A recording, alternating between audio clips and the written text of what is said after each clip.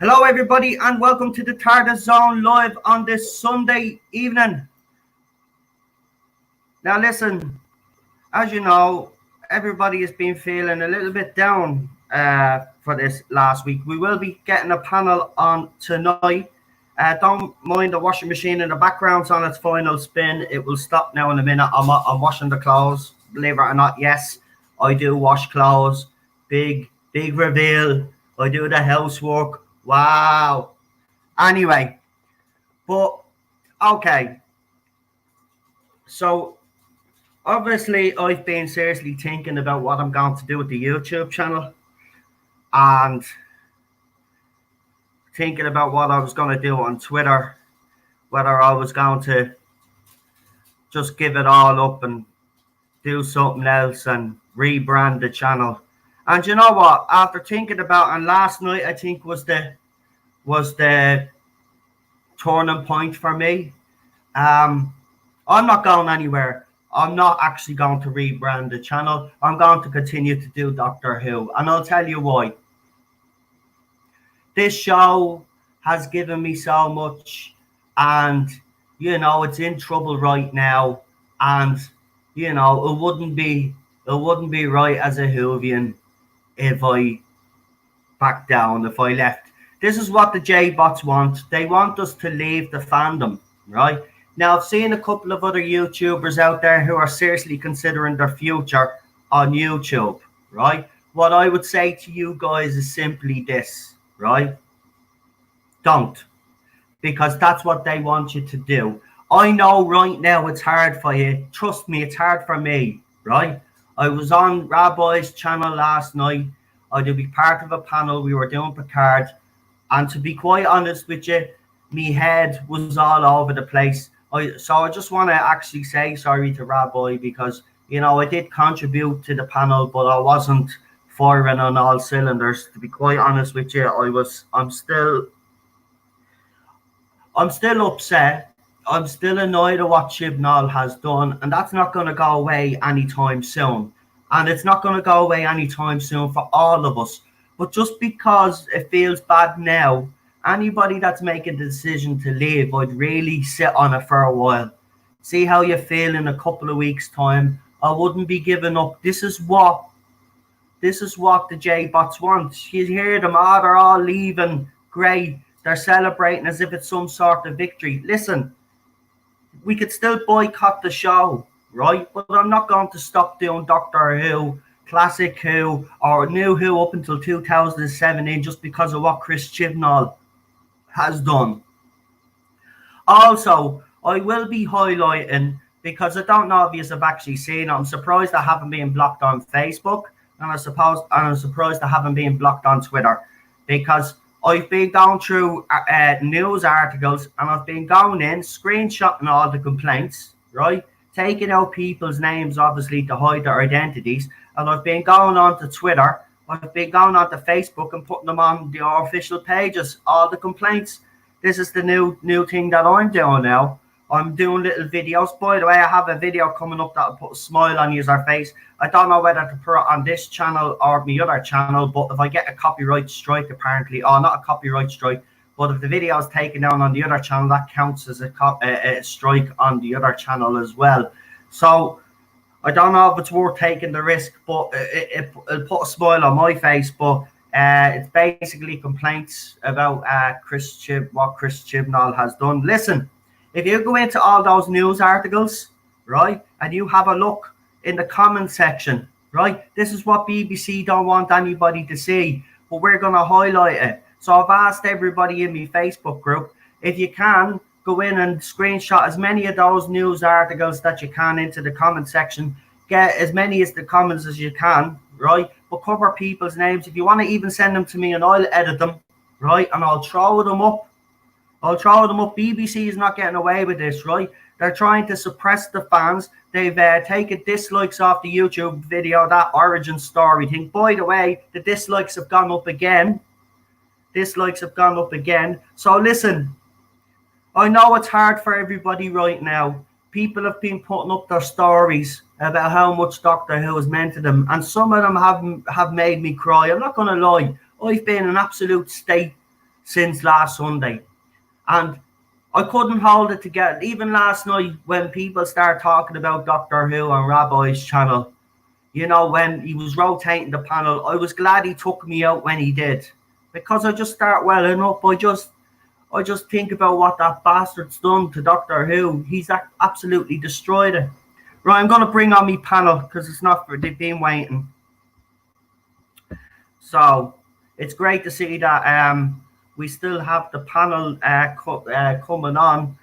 We were supposed to start early, but I'm behind. So next week, if we do decide to keep this up, the panel, obviously we'll be talking about something different next week, because this is you know, after this now we're just gonna, you know, briefly talk about obviously the fallout of the whole week.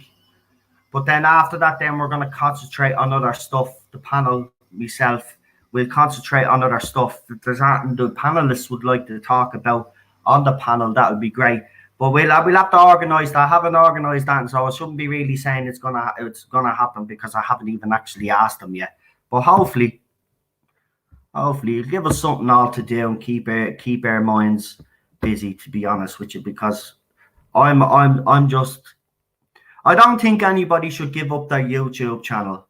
I think especially those who have broke through on YouTube, the likes of Daniel and stuff. I don't think you should give up your YouTube channel. You've put a lot of hard work into that channel, and you've only been on YouTube a while. It'd be a goddamn shame if you walked away now, because, and I understand how you're feeling, but take a few weeks to gather yourself.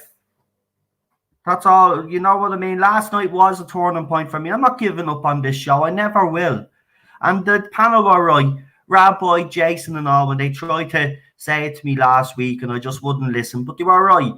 This can be retconned, right? It's going to be hard to do it because of what he's trying to do. But if we can get him out before he gets his dirty little grubby hands on the rest of Classic Who, we might have a hope. Right. Here we go. I'm going to bring on my first guest. I've sent a link to me other guests as well. So we've got Rabbi from another planet. Welcome, Rabbi. Hello, how are you? I'm good. You're how getting are you? better. You're getting there. That's good. Yeah. Listen, Yeah.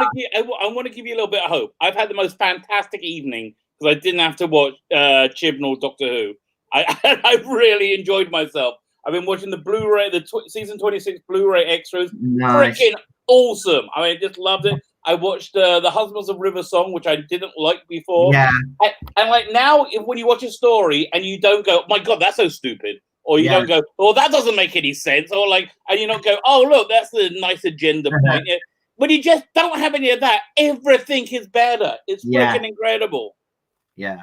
Right, our next guest, as usual, has become a regular, and I just want to say to all the lady Whovians out there, happy International Women's Day, by the way. You deserve it, the ones that obviously follow our channels, because, you know, you actually really speak for the lady fandom in this fandom, not the other idiots. Right, here we go anyway. It's Blue Bonnet Whovian. Hey. How are you? I'm here. I'm good. I've had a good day. Good. It seems like everybody's had a good day and put everybody in a little bit of good form, which is good to hear. I have to say, Jesus, it's been, I don't know, like most of you are not on Twitter, but if you are, Twitter, fucking heartbreaking it is, man. Reading people's stories, man. People are actually writing up their personal stories about how much Doctor Who means to them, and it's just. You know, Chris Chibnall. See, the thing that still bothers me after a week is why.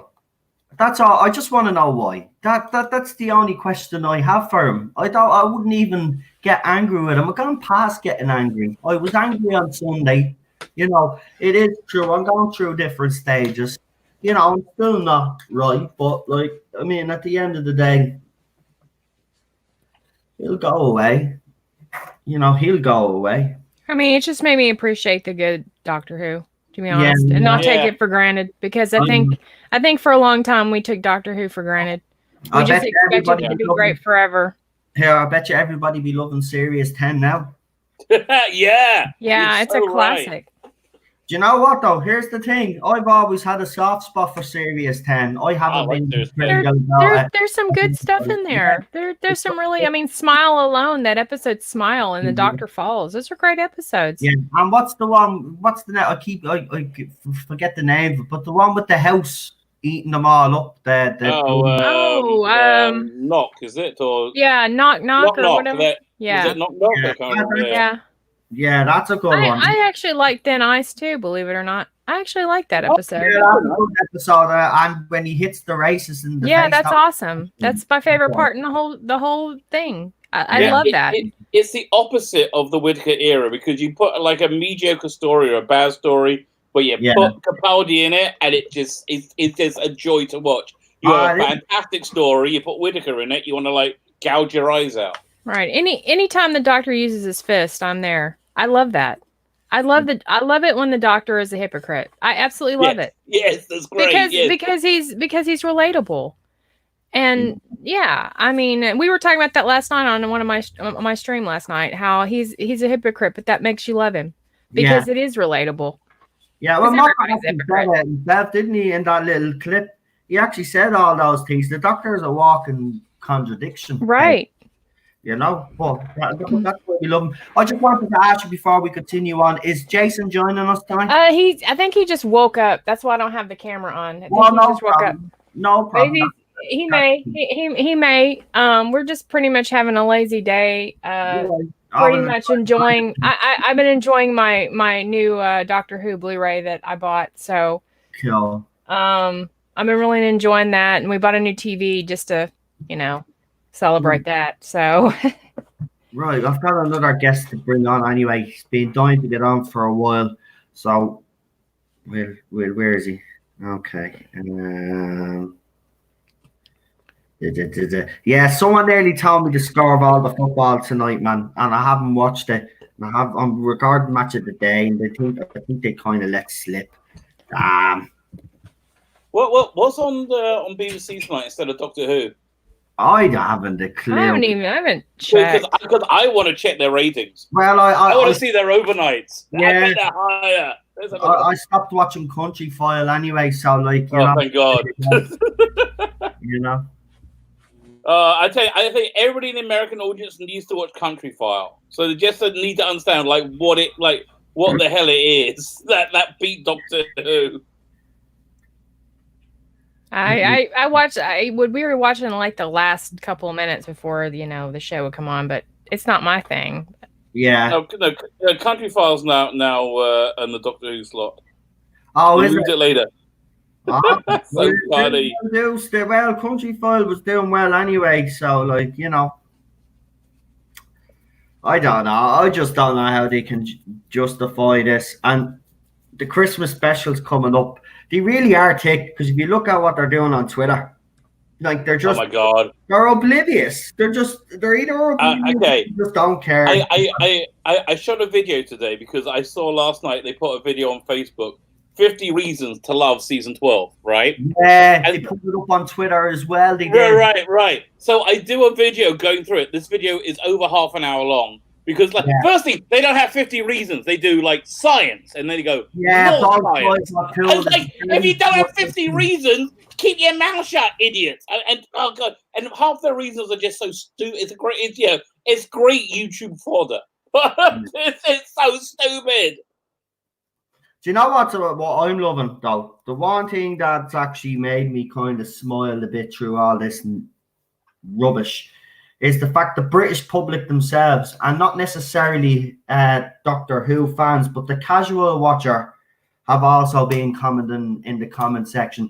I've even seen people say, I just set up an account just so I could make this comment. Like, there's people outraged at what's happened. How can you do that to a show that long? They just don't care. They just BBC just. No, and I've been saying that for a while now. They really don't. They will at some point. They'll have to care. It'll have to be really low. Like, how low does it have to go for them to even acknowledge that maybe something needs to change? I don't know. Christmas. I think they care. I don't know. I think they care, and I think they're freaked out. And if after the New Year's special, Christmas special, wherever it's going to be, there's a surprise regeneration and a whole new Doctor and a whole new production team just announced, then I wouldn't be surprised, because they can't announce it now, because then they're going to have egg all over their face. But they think if they wait 10 months, we'll all forget how much we hated them. Yeah, that's how stupid they are. They think we're going to forget. Well, here's the thing. It gives us 10 months now to get that message out there, to get fans that aren't happy. Because remember, this is not going to go away. You already see on Twitter that some of the J-bot accounts now are gone. They've decided they've gone off Twitter now, and they said they'll be back just before. This is what they do now, right? Some of them are gone now. They won't come back because they're not fans. We'll be on Twitter all the time. We'll be fighting their corner.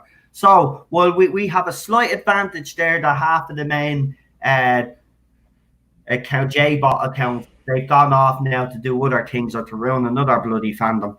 But that gives us a chance now to get our side of the fandom all organised and get them to encourage people to boycott the Christmas special. They put it on Christmas because they know now that people are going to be at home, right? The New Year's wasn't working out for them, so they think by putting on Christmas, it's going to shoot up in the ratings because loads of people will be sitting at home. Our job now is to get people to boycott that, even if it's to watch one of the other Doctor's Christmas specials. Yeah, that's what I was about to say. I think we need to do that. I think we need to, the Christmas episode of your choice or the classic episode of your choice, and do that. Or what we can all do is all the channels, right? If we can get people to agree on this, we can get all the channels to do a watch along and pick their own Christmas special for their channel, right? To watch and have their audience watch it with them and watch along instead of watching that shit that's on BBC. Yeah. Right? And that's the way we send a message to the BBC. And trust me, if this Christmas special gets lower than Peter Capaldi's ones, which is gonna, there's no way. It's like, all ITV has to do is put anything else on, like anything. Look, let's hope they just put something smashing on, though. Wouldn't be great. I hope they do like a Downton Abbey reunion with friends. That'll blow. Here, if they were to bring Downton Abbey back for our Christmas special, it's game over. Game over. Wouldn't that be great? This is why I'm saying nobody give up yet. We've got 9 months now, right? We organise. We get people to boycott this piece of crap, right? And I'm telling you, Rabbi is right. BBC are panicking. That's why they're ignoring it. That's why they're playing dumb, right? They know they have royally screwed up. Yeah? And that statement they put out is pure desperation. Of course it is. It is. I'm saying to fans, listen, there's no need to be feed. This, what I'm saying last night, was the turning point for me because I started reading loads of little stuff.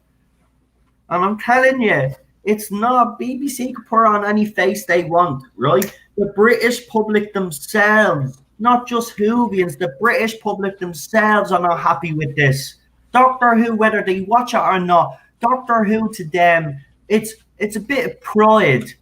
For the British people, it's a pride thing. It's a British sci-fi show. It's the longest running sci-fi show. It's a British institution. And now they've seen it destroyed. Even the British public are outraged by this. Because you know why? Because they can tell. They can smell it. They can smell the damage that Chibnall was doing. Everybody could tell. And everybody could tell exactly why he's doing it. You ask why he's doing it? I was doing this research. I'm comparing Chibnall in a video I'm going to be posting this week to John Nathan Turner. And my lipstick all messed up. Yeah, because it's all. I'm kidding. Hello. Hey, Jason.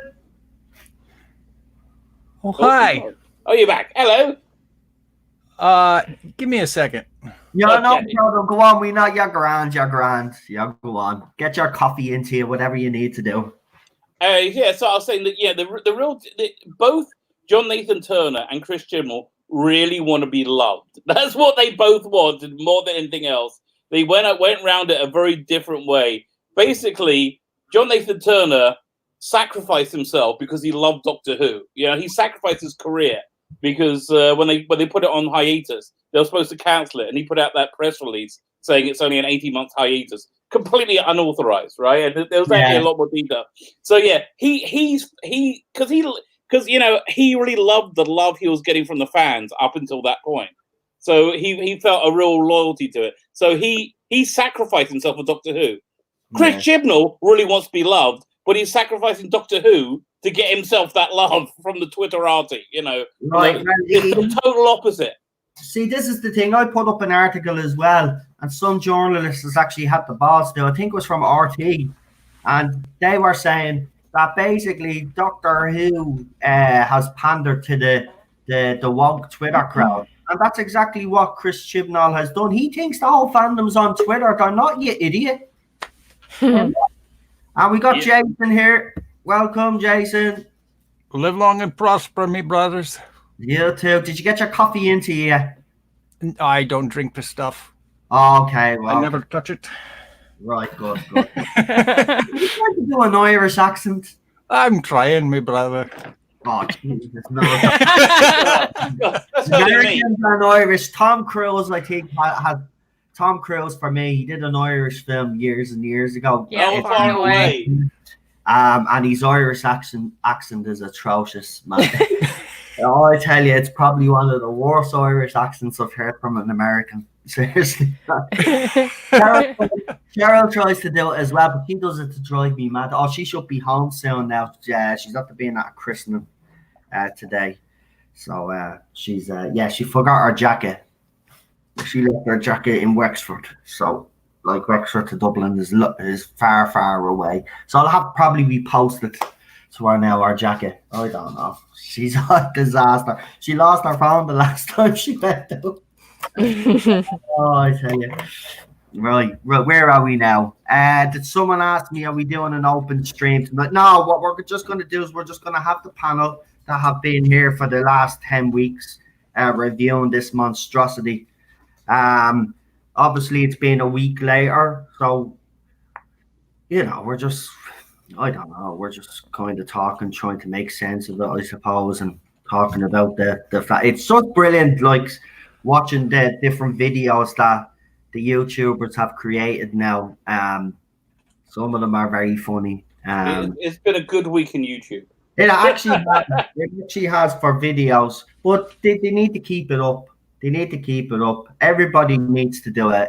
Everybody does. There's no point in giving up. Look, everybody's worked hard on our YouTube channels. Blue Bonnet works hard on our channel, right? And I know Scott is working hard on his channel. Daniel's working hard on his channel. Like, why give it all up? You know what I mean? Some people are saying, and I was thinking the thing as well, like, don't get me wrong, this is why I'm saying we need to kind of snap out of it. I know we're all hurting right now, but at the end of the day, look, it's true. This show can recover from this, but we need to get rid of him. So the only way to get rid of him is we boycott. And, we give it no airtime when the Christmas special comes along. As I said, we just do a watch along with all you guys, and we'll watch a different Christmas. You can pick the Christmas special, and we'll sit down and do a watch along and watch that Christmas special instead. We got to send them the message to the BBC that this is not acceptable, right? And trust me, they are panicking because their responses are absolutely hilarious. These guys have lost the plot. Jason, as the kind of newer fan to the fandom, what do you a week later? How are you feeling now? A week later after the episode aired, is it worse? Have you had more time to think about how have you tried to watch it again? Actually, I wanted to ask everybody in the panel there. I haven't. No, neither. I can't bring myself to even put on the bleeding title sequence, let alone. What about you, Jason? I honestly have not tried to watch it again, and I really haven't given it I haven't given the finale episode a whole lot of thought. Yeah. And to be honest, No, that's fair enough. I don't blame you. I wish I could just do that, to be quite honest with you, because it would make it a lot easier. But look, I don't want to get all everybody upset and all this, right? So we just keep it. We just try. Look, it'll come back. It'll come back. We're gonna make sure. We're gonna try anyway. We'll see what we can do as fans. You know, we do have a voice, so let's start using that voice and see where we go with it. Look, if we can't make any changes and he's gonna continue to do this, well then, as everybody said, you know, we have all that to look back on, unless he actually starts destroying that, and then we have a problem. I mean, even still, like, he can try, but I mean, we start buying the old DVDs. I mean, what, it's like we can still ignore it. It doesn't. So, can I ask the panel, are you all still the same as me right now? Are you refusing to review the Christmas special? I'm gonna wait till I get up there before I decide. Yeah, it's I don't know. Like a part of me really wants to see. It's like watching a car crash. It's like when you got a bad tooth and you want to poke it with your tongue and you shouldn't. It's exactly that. It's like, I'm not sure. Like, although I mean, it'll be easier to not watch it like a few weeks ago when I was like watching it every week and I knew how awful it was. But when I got 10 months to forget how terrible it is, and I'm hoping that she's going to regenerate at the end of it as well. But I think that's what they're counting on, is that we just, we calm down. We go, well, maybe this one will be okay.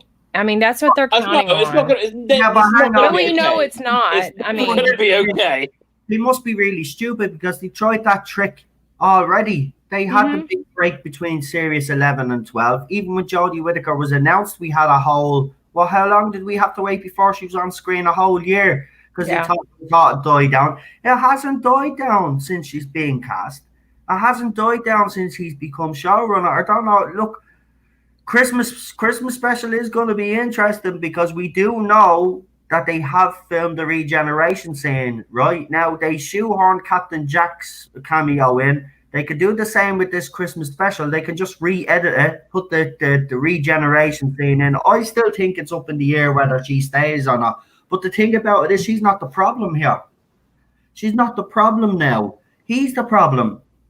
You know what I mean? Because think about it, right? You get rid of her, that's fine, right? You get rid of the poor actress. You replace her with someone, right? Whether it's another woman or whether it's a bloke, right? You're still going to have him there.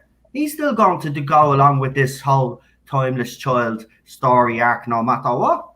So he's the problem right now. I don't really care about Jodie Whittaker now. She's not even in my train of thought anymore.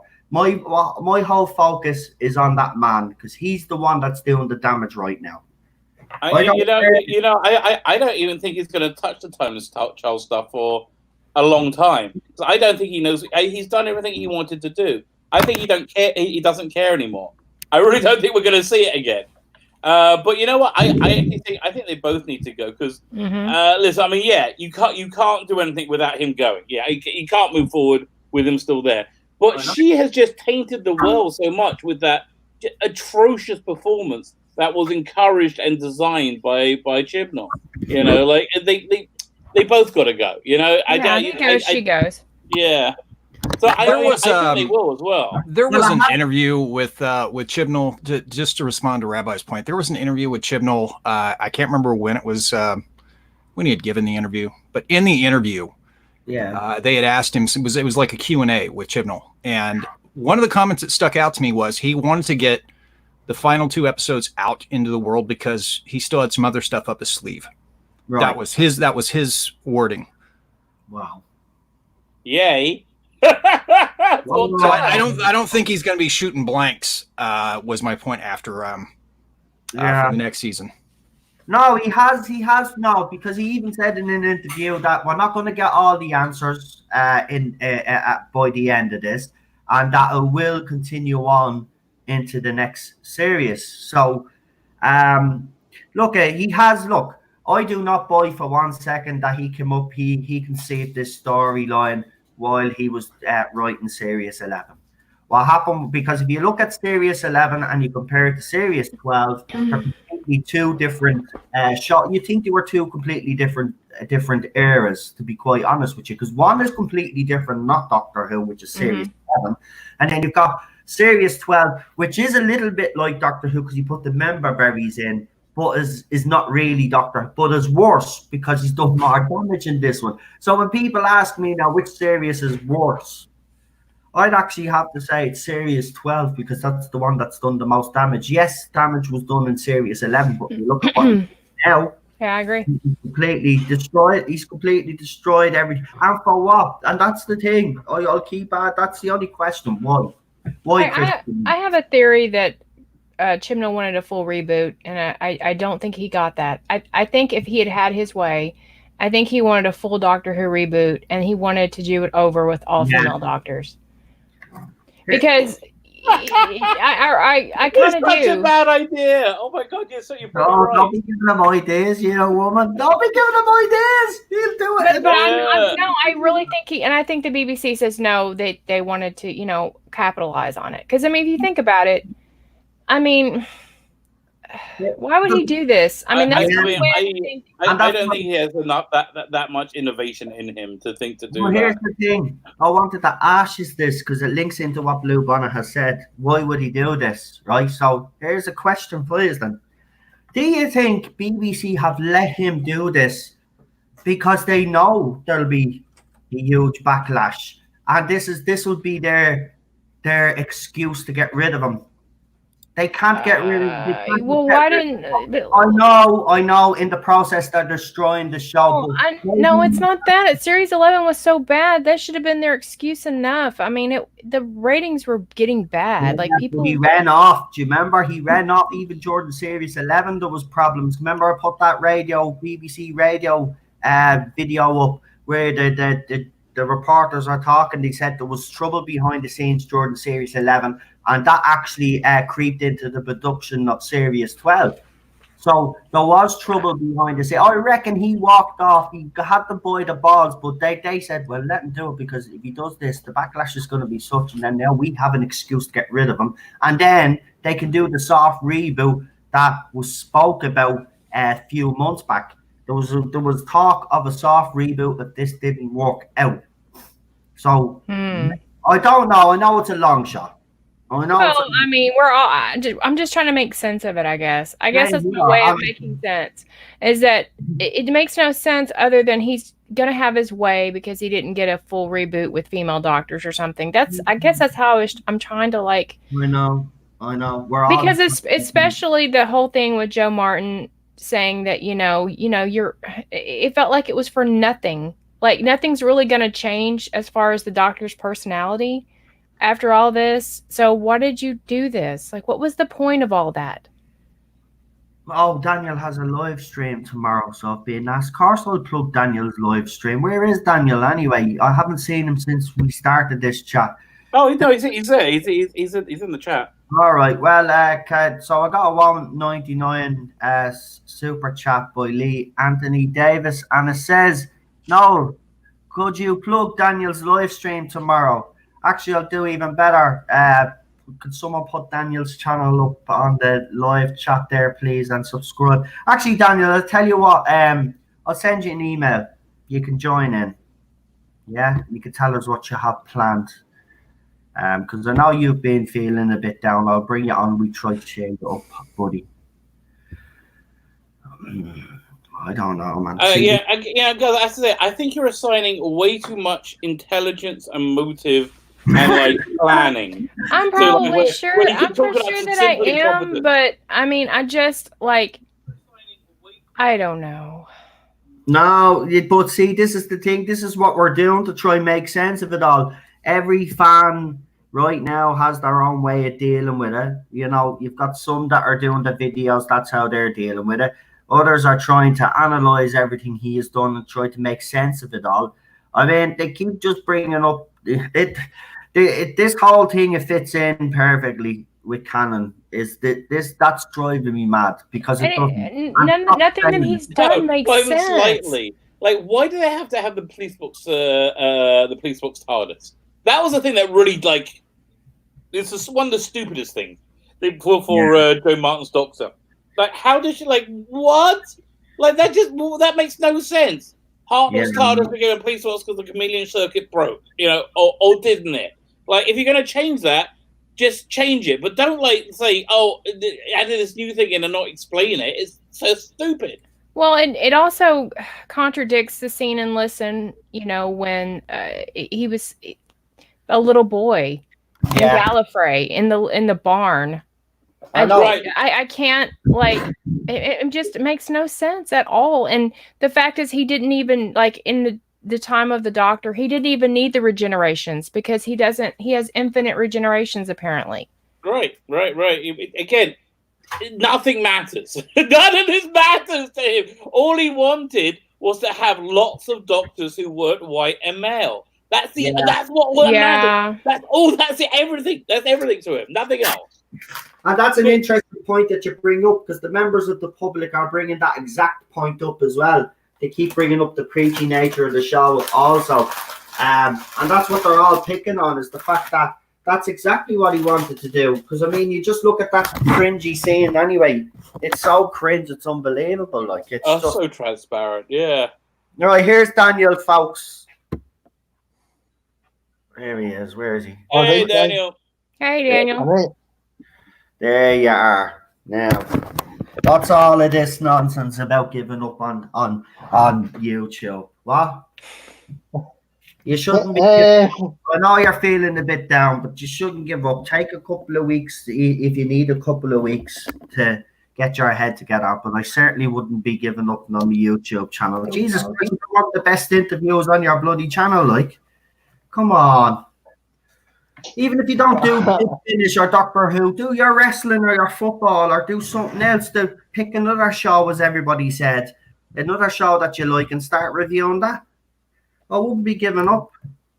We're going to boycott the show. We're going to do all we can to get rid of that man, but it's not going to be easy. And it's not. And you know what? It probably won't get rid of him. Who's laughing? No, we were reading the chat. Derek had said the panel is too white and has no trans representation. Oh! I'm sorry, but next time I will make the panel more diverse. Sorry. I'll have a two-spirited penguin on the panel as well. Why not? Yeah, that's what Piers Morgan identifies as a two-spirited penguin. He's taking the piss, obviously, out of people. Yeah, I love that man. He's brilliant. I'd like to join the panel, but my PC died and I'm on my phone. Right, let's see. Right, Daniel, tell us what's your stream tomorrow? What are you doing tomorrow? Well, basically way to make people more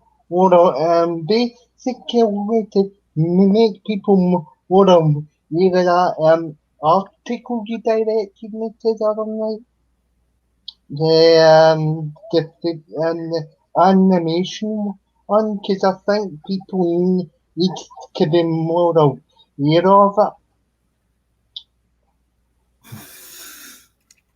Yeah. Just looking at.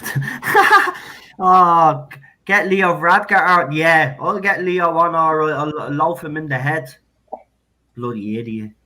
Seriously, man, Corona is in Ireland. Yeah, we've had a couple of cases, and he said, "Oh no, we're gonna have the Patrick's Day parade.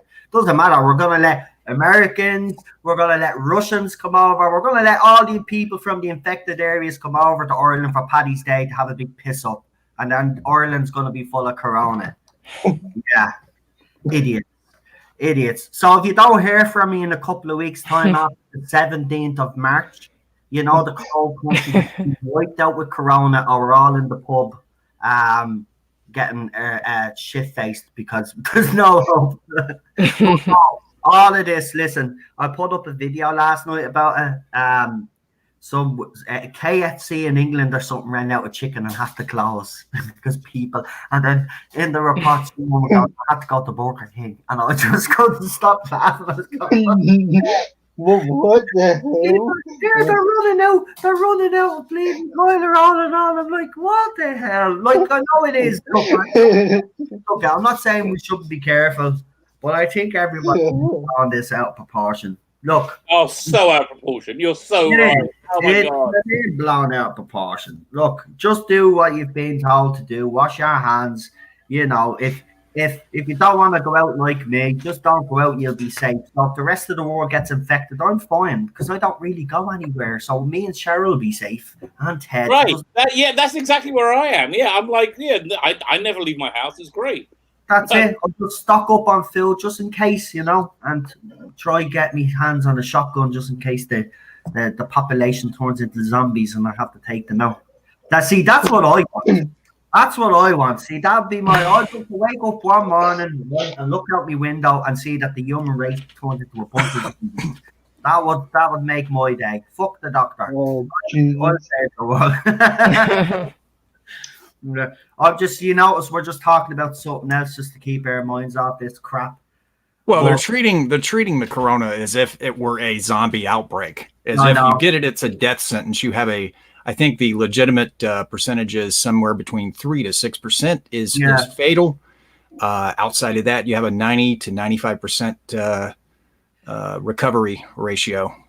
Yeah, that's what I mean. It's a bit blown out of proportion. Look, of course, there's vulnerable people out there and there's vulnerable groups out there that would be. But if you keep them indoors and you feed them, fine, they'll be fine. It'll blow over. I don't know. It just seems ridiculous to me, though. If you have something like that, you're still letting people travel all around the world. Like, you know, if you want to contain something, well, then you contain it, right? And I don't care if it disrupts people's lives. And they keep saying, and the scientists actually annoy me, right? Because they contradict themselves. Oh, well, no, we're encouraging people to keep going on with their daily lives, but we have a contingency plan in place, but we can't because we strike too early. And I'm like, shut up, man. You're letting people fly on planes and everything with the virus, for God's sake. I know you be as well carrying out the plan just now so that it doesn't spread. Yeah. Well, it should spread. Let it spread, because this is the thing that they're going to make it worse, right? Because you should let it spread, though. Just let it do its business in the countries that it's in, but don't let anybody fly, and then it'll reach its peak, and then it'll go away. Done. Bob's your uncle. Everybody can go back to work or whatever. I don't know. It's ridiculous, man. We've ran out of bread here. We've ran out of Jack's roll, hand soap. Oh my God. It's absolutely ridiculous. Everybody's lost their shit. And I'm looking at people in the shops and they're picking up their stuff and they're panicking on their faces. And I'm like, are these people really that stupid? Will you stop it? Like it's slightly worse than the flu or something. And it doesn't even last as long as the bloody flu. Unless you have an underlying, as they said, a condition, well, then you are at a greater risk. But still, in saying that, the recovery rate is actually pretty high. So I wouldn't get away. The mortality rate is actually slightly worse than the flu. But as far as the symptoms, you're going to feel like you have a mild cold. There you go. That's it? Know. The official symptoms are you may feel like you have there was a guy that was being interviewed who actually had corona. And they asked him, well, how did you feel? He said, well, I would have gone to work the next day had I not known that I had corona. But the bottom line was the guy said it felt like a mild cold, and his fever did spike up to around 103. Right. So other than the fever, you know, not that big of a deal from what I can tell, unless you have a compromised immune system. Yeah. Well, they're freaking out here in Israel because there's a big Jewish holiday on Tuesday where everybody gets drunk out their mind. It's like St. Patrick's Day. And so Sounds like everyone's fun. like, no, everybody stay inside. And so, they're kind of freaking out. That's why the Irish government doesn't want to stop it, because St. Patrick's Day is probably the day where the country makes a shit ton of money. Because you have because seriously, Americans love coming here. I don't know why, because the parade over here is shite. You just have a better parade in America. Seriously, I the boys all Americans. stay in America for the Patrick's Day parade, because you know what? I'd rather go to America and watch a Patrick's Day parade there, because the one in Ireland, me and Cheryl went to the one last year because she'd never been to the one. We brought her, and we were standing there and we got a great spot. And seriously, halfway through the parade, I was like, Cheryl, are you actually enjoying this? No, it was shit, man. It was crap. All it was just I'm not into all that marching band and baton twirling crap. I want floats. I want to see shit with fire coming out of it. We used to right? Well, they do better parades in America. Seriously, the one that I've been to one years ago. You know, we went to a pub and it was fun. I mean, I've known people that have gone to Ireland. I guess it's the idea that you're in Ireland for St. Patrick's Day. Yeah, I think it's more the idea. Yeah, but being in a pub on St. Patrick's Day is brilliant, right? Because everybody, I think it's the one day of the year where people are assholes to each other and they just want to have a good time, drink, sing a couple of Irish ballads, just get shit-faced. It's down off to the chipper, have something to eat, sober up a little bit, back to the pub again. Get drunk, fall in the door, go to bed, wake up the next morning, and then a big dirty breakfast. Done. That's Patrick's Day in Ireland. Oh, yeah. And then also on Patrick's Day, you'll have a lot of unwanted pregnancies, if you know what I mean. Yeah. Patrick's Day is right? It's seriously Patrick's Day here. The last couple of years, though, there's been a couple of the youths. There's been a couple of fights. So we've had the north side, the south side. So I'm on the south side. So the young kids of the south side are fighting the young kids from the north side. They met up on a beach a couple of years ago, and they had a big fight on the beach and everything they did. It's gone crazy over here. It's getting as bad as America. Seriously, for the youth violence, man, it's gone crazy. They just have no respect for authority over here. The kids, I mean, 3 weeks ago, I think it was, an old couple was getting off a tram here and they were set upon by a bunch of 16-year-olds and they broke your woman's jaw and left your man in the hospital. Wow, that's terrible. Yeah. And it's unreal for me and Cheryl. And me and Cheryl get off that stop all the time. And I was like, we're not going down there again. Because me, right, if they set upon me, here's the thing, here's the difference, right? I bet you that man probably didn't fight back because he was older, and he'd probably see that's what probably happened. I'd probably end up getting charged. But for me, if anybody went anywhere near me and my wife, I don't give a fuck who you are. I will take you down. End of. The only problem is they don't fight with their fists anymore. They always have weapons. Oh yeah, it's knives. It is tons of knives in knives and even here guns, because we have a big there's a big, what would I say? There's a gangland feud going on in Dublin between two rival gangs. So there's always someone left for dead in the streets of Dublin now. It's getting bad. It's getting bad. So that's what we need to do. We need to set the current production team up with some kind of gang war with whoever's in Wales and Cardiff. We're just send the BBC production with the Cardiff Crips. You know, we've got to fabricate evidence that Chris Chibnall dissed them. You know, and then problem solved. It might work. You were making a very good point before about comparing season 11 to season 12. Yeah, the course correction is so obvious, right? And so dramatic, and I think they're just so shocked that it hasn't worked. Yeah, they thought they would at least retain their ratings from last year. No, but they lost them. They lost another 25-30%. Yeah, that's what I mean. In America, it's worse. I think they lost. I think it was 57 of the audience share, like that. And we'll put it up on Twitter. So even in America, the ratings have completely tanked. Look, I mean, even BBC America, you even see the way. I mean, I've never seen the desperation of plugging something so much. They just it's. I've never seen them plug shit so much. It just baffles me that there's after a week they're still plugging this. they're saying, "Have you not watched Series 12 yet? Well, go and watch it now." And then as you said, the 50 reasons why you should watch. And the first option, the first thing that pops up on the screen is number 1: bow ties are still Bow killed. ties, yeah, exactly. Yeah. It's stuff they stole, and then stuff they didn't understand, and stuff that didn't happen. You know, they're all the reasons they get. But you know what's a really interesting metric? I ordered the season 26 Blu-rays, right? And they got lost in the mail. It took like an extra month to get to me, right? Wow. So I was going to order a replacement. You can't get them in England anymore. I paid like whatever it was, £30 on Amazon. Now I go there, it's like £60. And you have to get the American version. Exactly. Because that's what I had to do with Tom Baker's first season, because I had missed out on the UK release, so I had to order.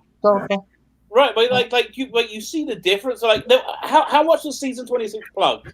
It didn't have a massive advertising budget. It sold out. It completely sold out. Yeah, it's going for double the price now because it's supply and demand. By the way, I want to ask you, what does it say on your what does it say on the Blu-ray? Does it say what does it number the doctor, or is that being taken away now? Oh no, there's two different packagings. You've got the American packaging and you got the British packaging.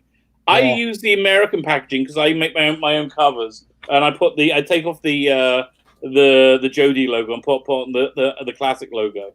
And so, but this is the UK cover. It says season 26.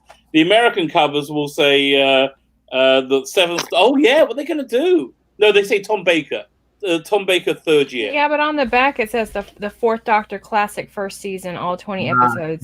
Yeah. So on the back it says. I guess not anymore. Just like put another. Right, but this came out when he was basically writing, I guess, whatever, series 12. So, see, this is what I mean. I think this was all shoehorned in and not planned. It wasn't planned. I don't buy this crap that it was planned. Jordan the teaser. He's just tried to save face with all this crap. Even look at, as I said, take out Captain Jack's cameo, right? Up until that point, right? If we had got to the Lone Cyberman, we wouldn't have known what was going on, right? If Jack hadn't come in and said those lines that he said to Graham and the two planks, right?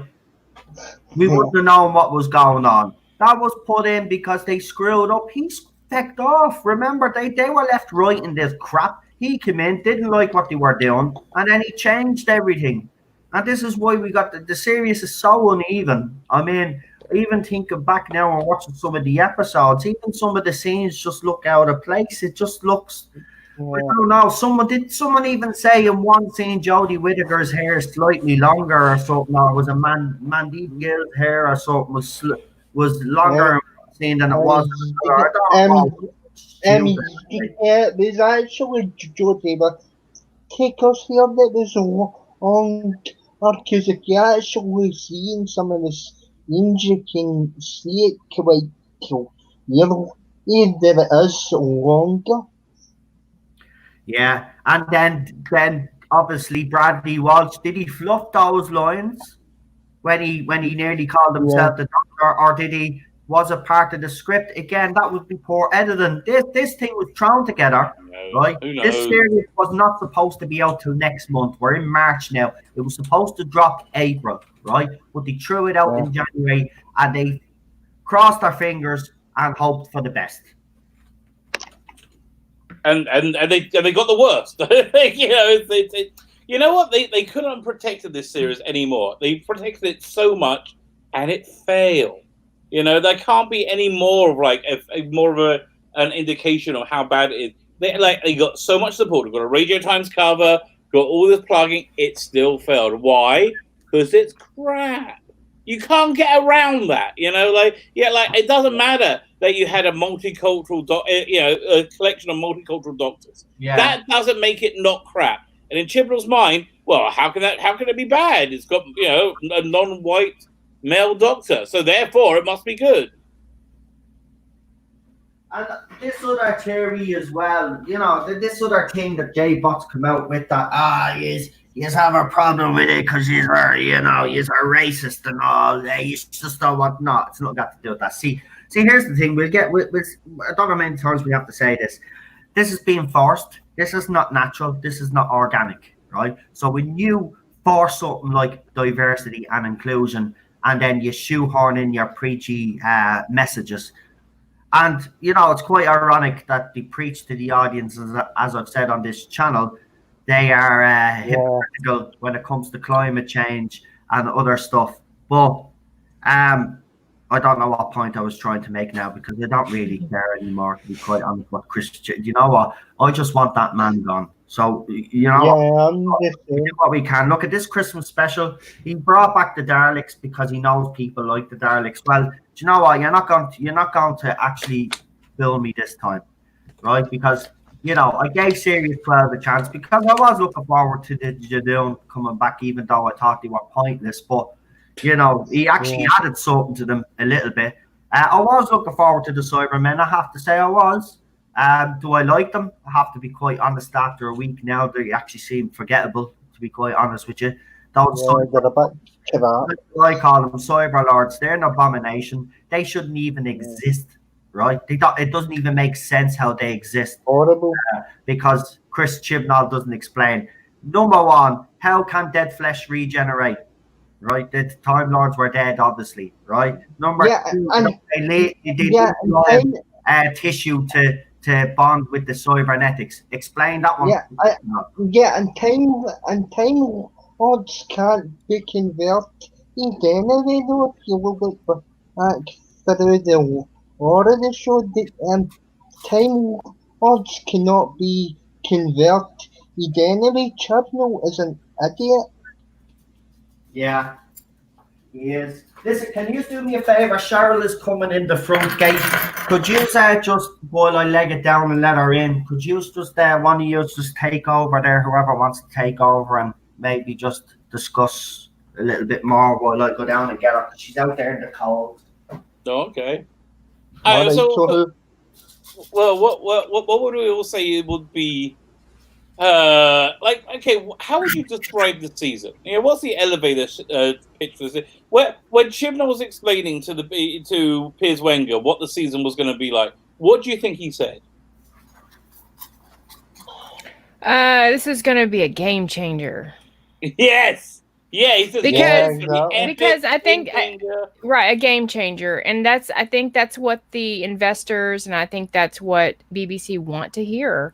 I mean, we can blame him all we want, but you know, I can't fathom how that they let this happen.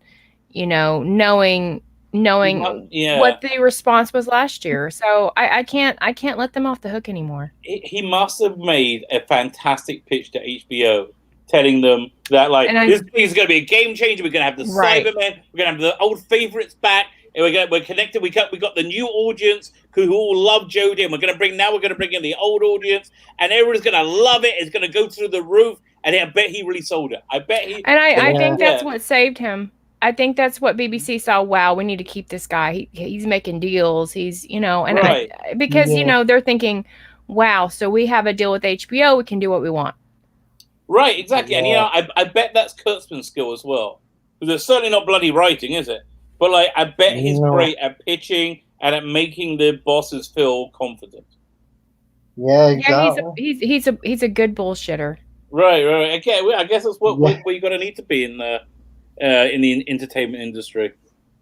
Yeah, I mean, he stroked their egos. He said this is gonna make us a lot of money. Right. Money. Because HBO is regardless of people. Well, we kind of in America they're very leftist progressive, but even still, it's a big company, and to be part of that is a big deal still. Yeah. Right. Okay. So again, this is what I'm going to recommend to everybody in the chat. I went back and watched a recent-ish Doctor Who tonight. I really, really enjoyed it. And it's one I thought I didn't like. It was The Husbands of River Song, which I Yeah, thought that was like a really weak one.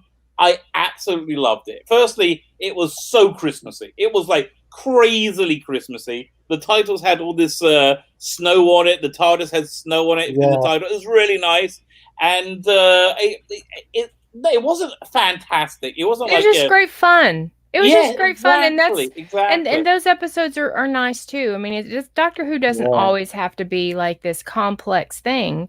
It can be something that's just fun, and I think that that is the most romantic Doctor Who episode I've ever seen. It is. That's what I thought. Yeah. It's Moffat really wanting to write like a kind of romantic comedy, and it's really sweet. It's really it really is, and it's I like it much more than the whole Rose 10 thing. I appreciate that much more, and the way it's so perfect. It's honestly it's not a movie, but it's the perfect Christmas movie. Yes, exactly. And yeah, I was watching it going, oh, what, they couldn't think of ideas for Christmas anymore? Like, really? Well, it's like an infinite thing. And find ideas for. That's why they said they haven't done it for the last 2 years because I like the connection to the Vasha Narada episode, The Silence in the Library, and I like that connection. I love that. Right, yeah. The sonic screwdriver. I mean, I wouldn't want. Sorry, Karen. And I wouldn't want River to come back because that would ruin all that. I still got that last River Song box set to listen to from Big Finish, the one with the Weeping Angels. Is it any good to the Rabbi? Because I've still yet to get into that series. Is it any good? The River Song ones. I'm going to look at the Big Finish website and see. Just go through all the different ones they've had. It's been where is it? Time War, River Song. So hard to find. I'll be in this spin-off section, Robert. What was that? Bernie Summerfield? I'll be in this spin-off section. See where it says spin-offs. Oh, spin-off. Yeah. I'm just in the what's it? But yeah, generally speaking, I do like the Diary of River Song. It's been here it is. So the first set they had, basically they went backwards through the Doctors. So the first set they had it had Paul McGann in it, but they also had what's the name in it, playing a fake Doctor, which was really good. This guy, who was his name again? He's a Doctor Who fan, famous actor. I'm just looking him up in the credits right now. Samuel West. They had Samuel West playing a fake Doctor in the first one. He was really, really good.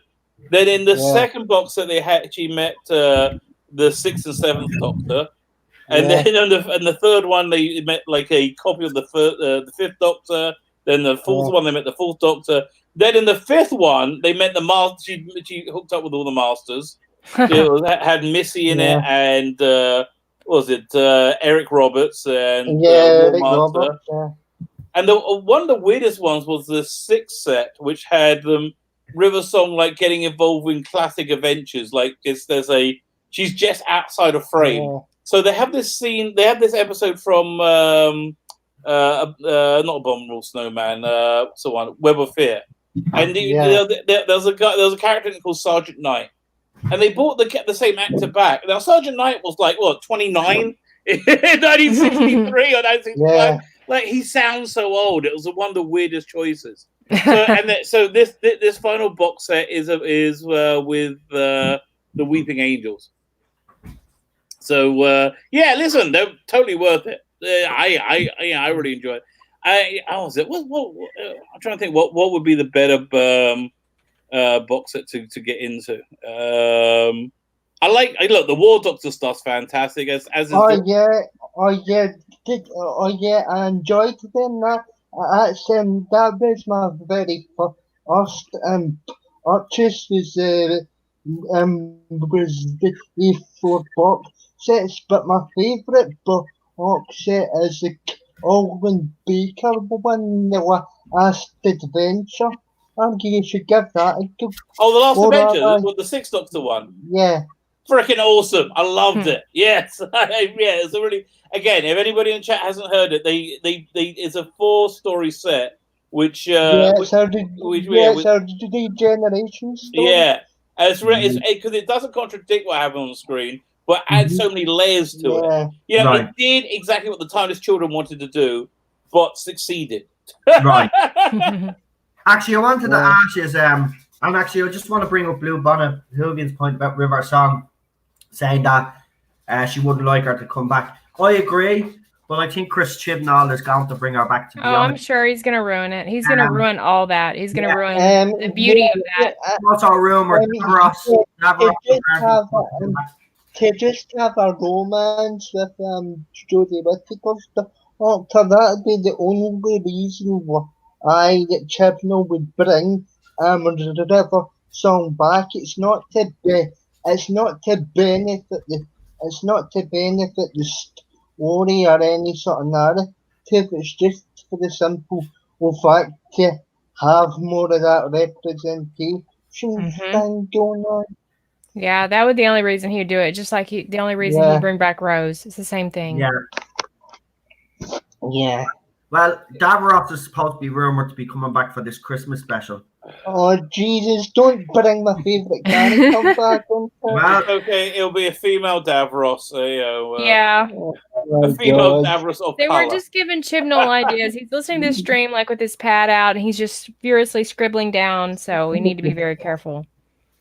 No, I wanted to ask you about this thing about the Sasha Dewan Master being in the Faceless Ones. Yeah. Okay, and so that's the abomination. Yeah, well, it's coming out, and he was supposed to. They have the Delgado Master in the background as a wanted poster, and I saw the clip. I cannot see the Sasha Dewan Master anywhere, even though they're saying it's there. Has anybody actually seen it? No, and I think Jason said he was going to read the article as well. Did you read the article, Jason? And if you did you see it? Because I haven't seen it either, so I don't know what the hell is going on, because they have said it's there. I can't find him in the picture. But as far as the article, they're claiming that he's going to be. There's going to be some appearance somewhere. I forget how it will manifest. We'll try find it. I'm going to Google this now, right, and see if I can get this photograph up and see if I can find it, because it's unless annoying. they're just trying to like get more people ordering the DVD. I can think that would be the reason why. Why would they think that? You know, like, I mean, to order like previous like classic Doctor Who, thinking, oh, we better get them now because they're gonna go back and ruin them or something. Yeah. Right, there's 4 days ago, but I want photos.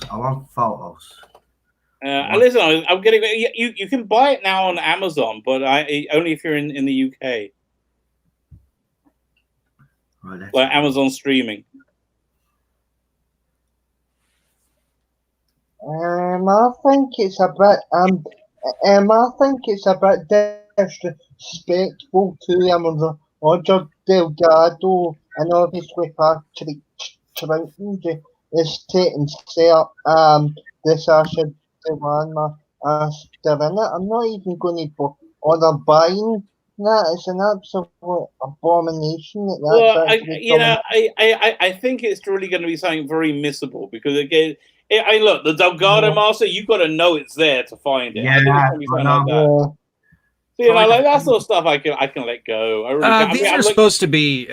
These are supposed to be 12, from what I can gather from the article. They're going to be 12 Easter eggs from the new era of Doctor Who. And it's not just going to be from the 13th Doctor's era. It's going to be, they're going to have one from the Bad Wolf story arc. There'll be a reference to that from what I gather. But it's little things. It's just going to be Sasha Dewan's visage on a poster. It's, he's not going to, I don't see him being incorporated. These are just Easter eggs. They're not meant to, Oh my God, apparently there's going to be a reference to the Bad Wolf story arc as well from the 2005 series. And a tribute, this is in tribute to the late Paul Condon. They're going to have a backstory with the label Condon Limited for that fan that died. The Faceless Ones also Oh, the Fury of the Deep is the next one to come out. The Wan's cameo is one but a few number of Easter eggs. But again, they're not showing us this. They said that if you don't, you have to pay attention. But I don't know. Do you think something? You're not going to see them right now. This is a way to get people to actually watch the episode. Yeah. Although again, I think it's going to get people to not watch the episode. Ted was saying, "I'm not buying it now." Yeah.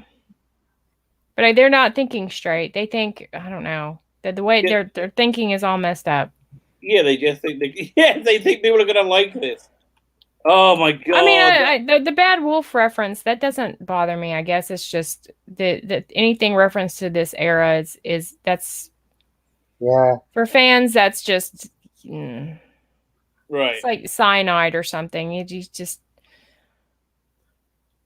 We have been watching Series 1, so obviously, like, you know, the Bad Wolf story. Okay.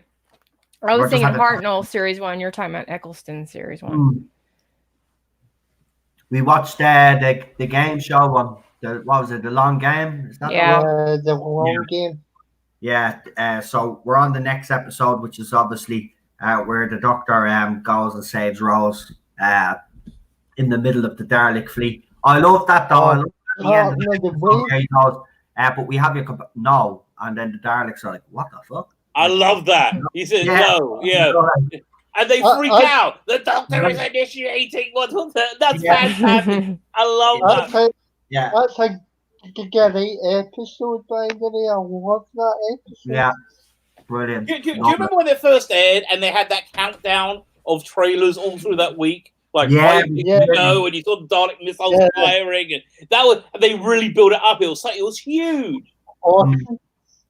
Tell you, I wish they could have kept that regeneration secret. But that would have been epic. Yeah. And you know what? I would have loved them to keep the Daleks a secret as well, because fans had already lost hope that they weren't going to turn up. BBC could have been even more clever and not actually even, because they showed the Dalek in one of the right. I was like, at the end of the second episode, Dalek is the third one, isn't it? Or fourth episode or something. And then, I think it's third or fourth. Fifth. And then Dalek, it's number 5. It's Rose. End of the World. End of the World. No, Unquiet Dead. End of the World. Unquiet Dead. And then Aliens of London, World War 3. Number 6 was Dalek. Okay. Right. So they put it in at number 6 because they figured if it wasn't doing well, it would get like a soft reboot and get like more people watching, knowing a Dalek's going to be in it, and that's why they put Dalek in the trailer. Mm-hmm. It was supposed to be if they can't get the rights to the Dalek, it was going to be the chocolate thing. Yeah, the whole Toclafane, that's who was good. Christopher Eccleston, if he was going to stay on, he wanted to do a whole Toclafane storyline RTD, but obviously then Christopher had been sacked. So, yeah. He was sacked? I thought he quit. No, he was sacked. He was sacked. He says it. What? He was sacked. They hired David Tennant without even telling him. Yeah. What? That way they went behind his I thought he quit. I thought he didn't get on with the first director and he really fell out and then he quit because it was they sacked him. He didn't for what? Quit. Yeah.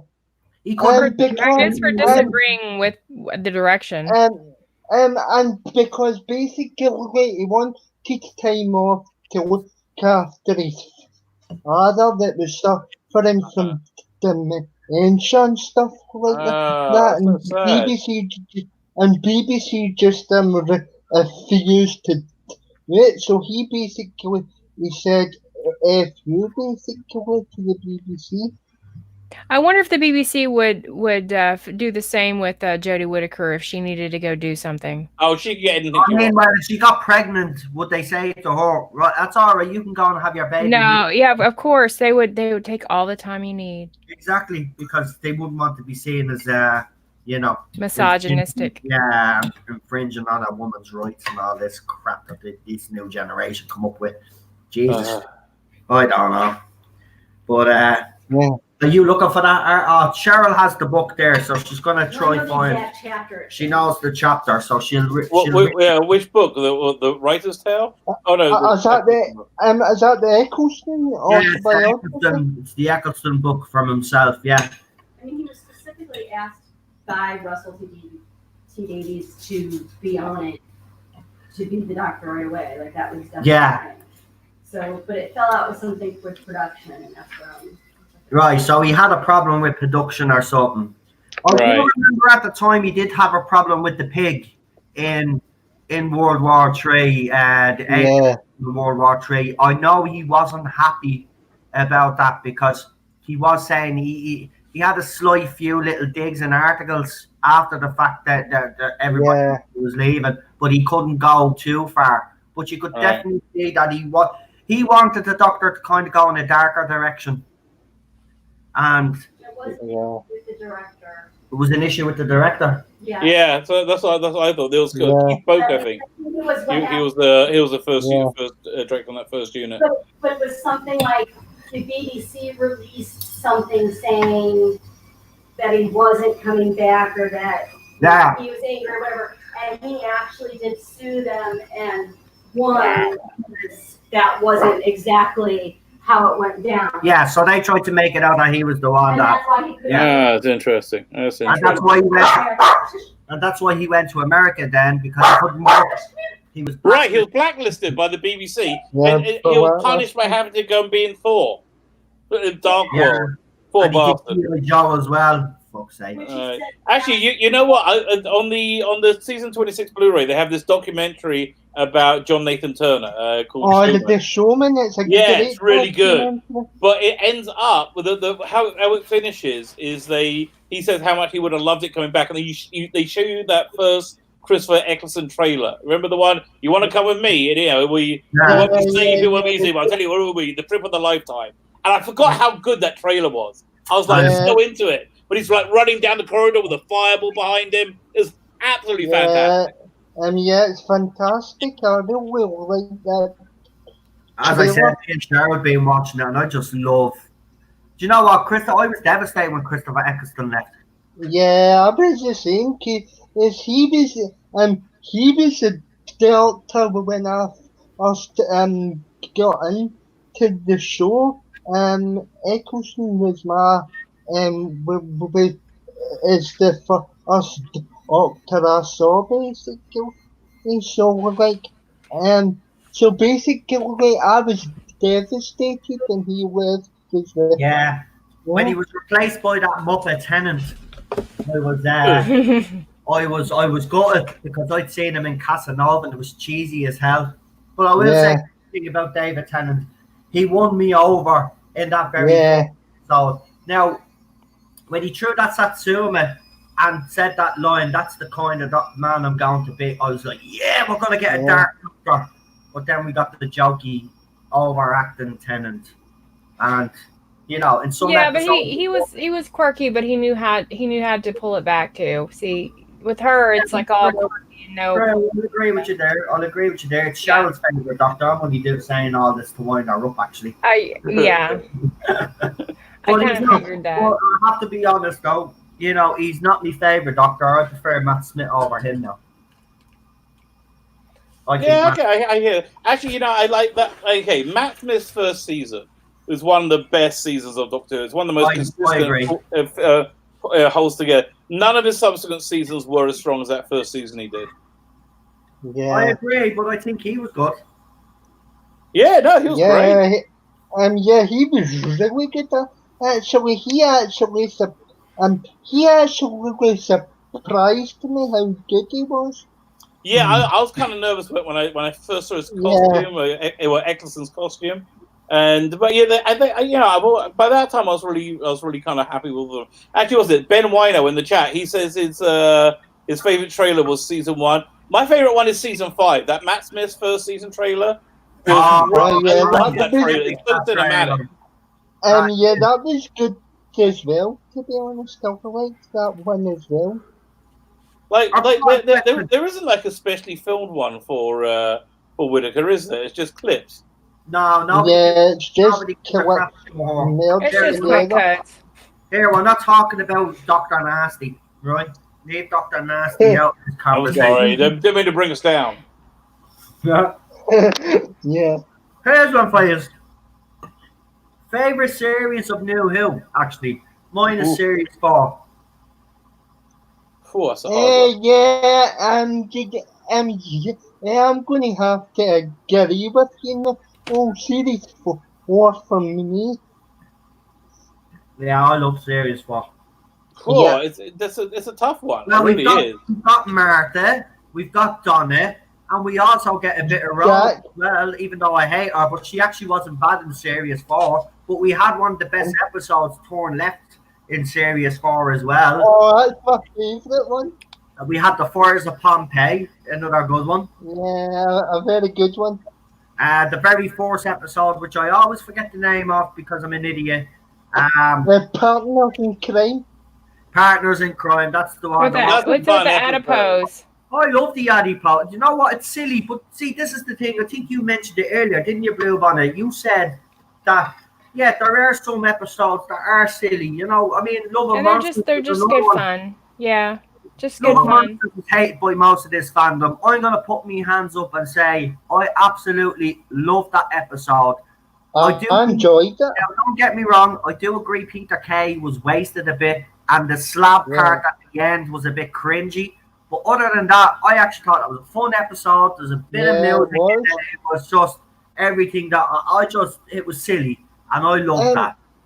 See, to be honest with you, I think people are too harsh in that episode because I enjoyed that episode myself. No? Yeah, it's similar to that Torchwood episode about Jaman that has the alien do you remember? And he gets knocked out by a car, and he's following the Torchwood team around. That episode's called Random Shoes. Is that episode? That's the name, man. You're right. Random Shoe. He gets knocked down by a car. Yeah. Right. Yeah. If I'm gonna go with my that's worth a few quid. So he finds this alien he gets this alien teacher because his dad walks out on him, right?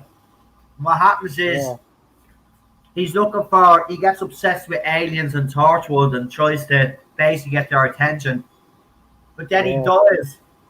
But Torchwood is actually investigating his death, and then they find this alien eye. And he finds out there's something. No, Gwen starts getting feeling that she has to kind of investigate this. So she goes off on her own to investigate, and it turns out that this kid was given an eye when he was a boy because he failed in some quiz, basically, and his dad was being a prick and walked out. So the teacher. I remember this episode. Finally, it took me a while. Yeah. Very good. It was great because even at the end, you think what happened to him, and it's just sad. What's that? Is that me? It's my phone. Oh, okay. It was probably somebody going live from YouTube. I was gonna say, I was just going over the episodes. I want to say probably my favorite season of New Who will be season 2. You got an incredible run. You got New Earth is okay. I kind of like that. I like the boldness of it. But then you got Tooth and Claw, School Reunion, and Girl in the Fireplace. What a great run of episodes! And then you got the Satan Pit and Impossible Planet. I think it was a great 2-parter. Idiot Lantern. You got Cyberman, Age of Steel, and Rise of Cybermen. Yeah, that's kind of the weakest point, I think. Fear Her's the weakest point. And then you got Army of Ghosts and Doomsday, a fantastic finale. I think season 2. Season 2 is probably my favorite season. I think 1 and 4. Wow. Yeah. Good choice, Rob Boy, though. That's a good show, I have to say. I like, Yeah. See, this is what I mean. We were spoiled rotten. Although at that time, at least in the Tennant era, we knew we were in a golden age. You know, we knew because I grew up in the 80s where it was, and you're a Doctor Who fan. That was like you were the uneffables. I don't think I can say it on TV on a live stream. But like a Doctor Who fan, putting a Doctor Who t-shirt on is like putting on a chastity belt. That was your great right. If you think about it, it's kind of how it is now. I mean, revisiting some of those, and You know, I can see why that's very similar. It's not as bad as what we're dealing with now, but there's like, yeah, there's some really bad stuff in that John Nathan Turner era for sure. Oh, there is a lot. Yes, there is. Yeah, there there really is. Yeah. And when I rushed through it originally, I think I gave it a little bit too much credit. Yeah, and now rewatching it, I'm like, oh, why did you like this? Time Flight. Time Flight is such a bad story. That's terrible. See, have a look from. I'm looking at the. See what's on season 18. Season 18 was pretty strong. His first season, I can see why he was really excited. You got that whole new look. Then you got Leisure Hive. Then you got the Leisure Hive Menglos, which brings back Jacqueline Hill, so the fans were happy. Then you got East Base, and then you got Tralcon and Logopolis. Logopolis was a week ending. It was. All of season 7. I mean, I need to buy that. It's actually a decent price right now, but really, it was the worst of Tom Baker and. Although it's again on the Blu-ray, they reshoot that final bit where he's hanging from the that's right. And it's so much better. It's like a half a second shot, and it's so much better. It's incredible the difference. I hated the whole Watcher storyline. I hated that. I thought that was so stupid, and I just it just looked so cheesy, and I don't know. And what was the point of all that? And they never really explained it. And it was just like, why is his new regeneration watching over him, and why does he look like an albino? I don't know. Yeah, it just doesn't. I know. Yeah, never had a purpose to it. Do you know what? I'm gonna rewatch the whole of Classic Who again because I'm actually and I feel like I need to watch it again to pay tribute to the old doctors. Look, as far as I'm concerned, William Hartnell's Doctor Number 1 and Peter Capaldi is Doctor Number 12, and nobody in this fandom is going to tell me any different. And Chris Chibnall can try and tell this fandom different. Well, we're not accepting this as canon. I'm not accepting it because they're still referring to Jodie Whittaker as the 13th Doctor. That was referred. She's referred to as the 13th Doctor as early as last month.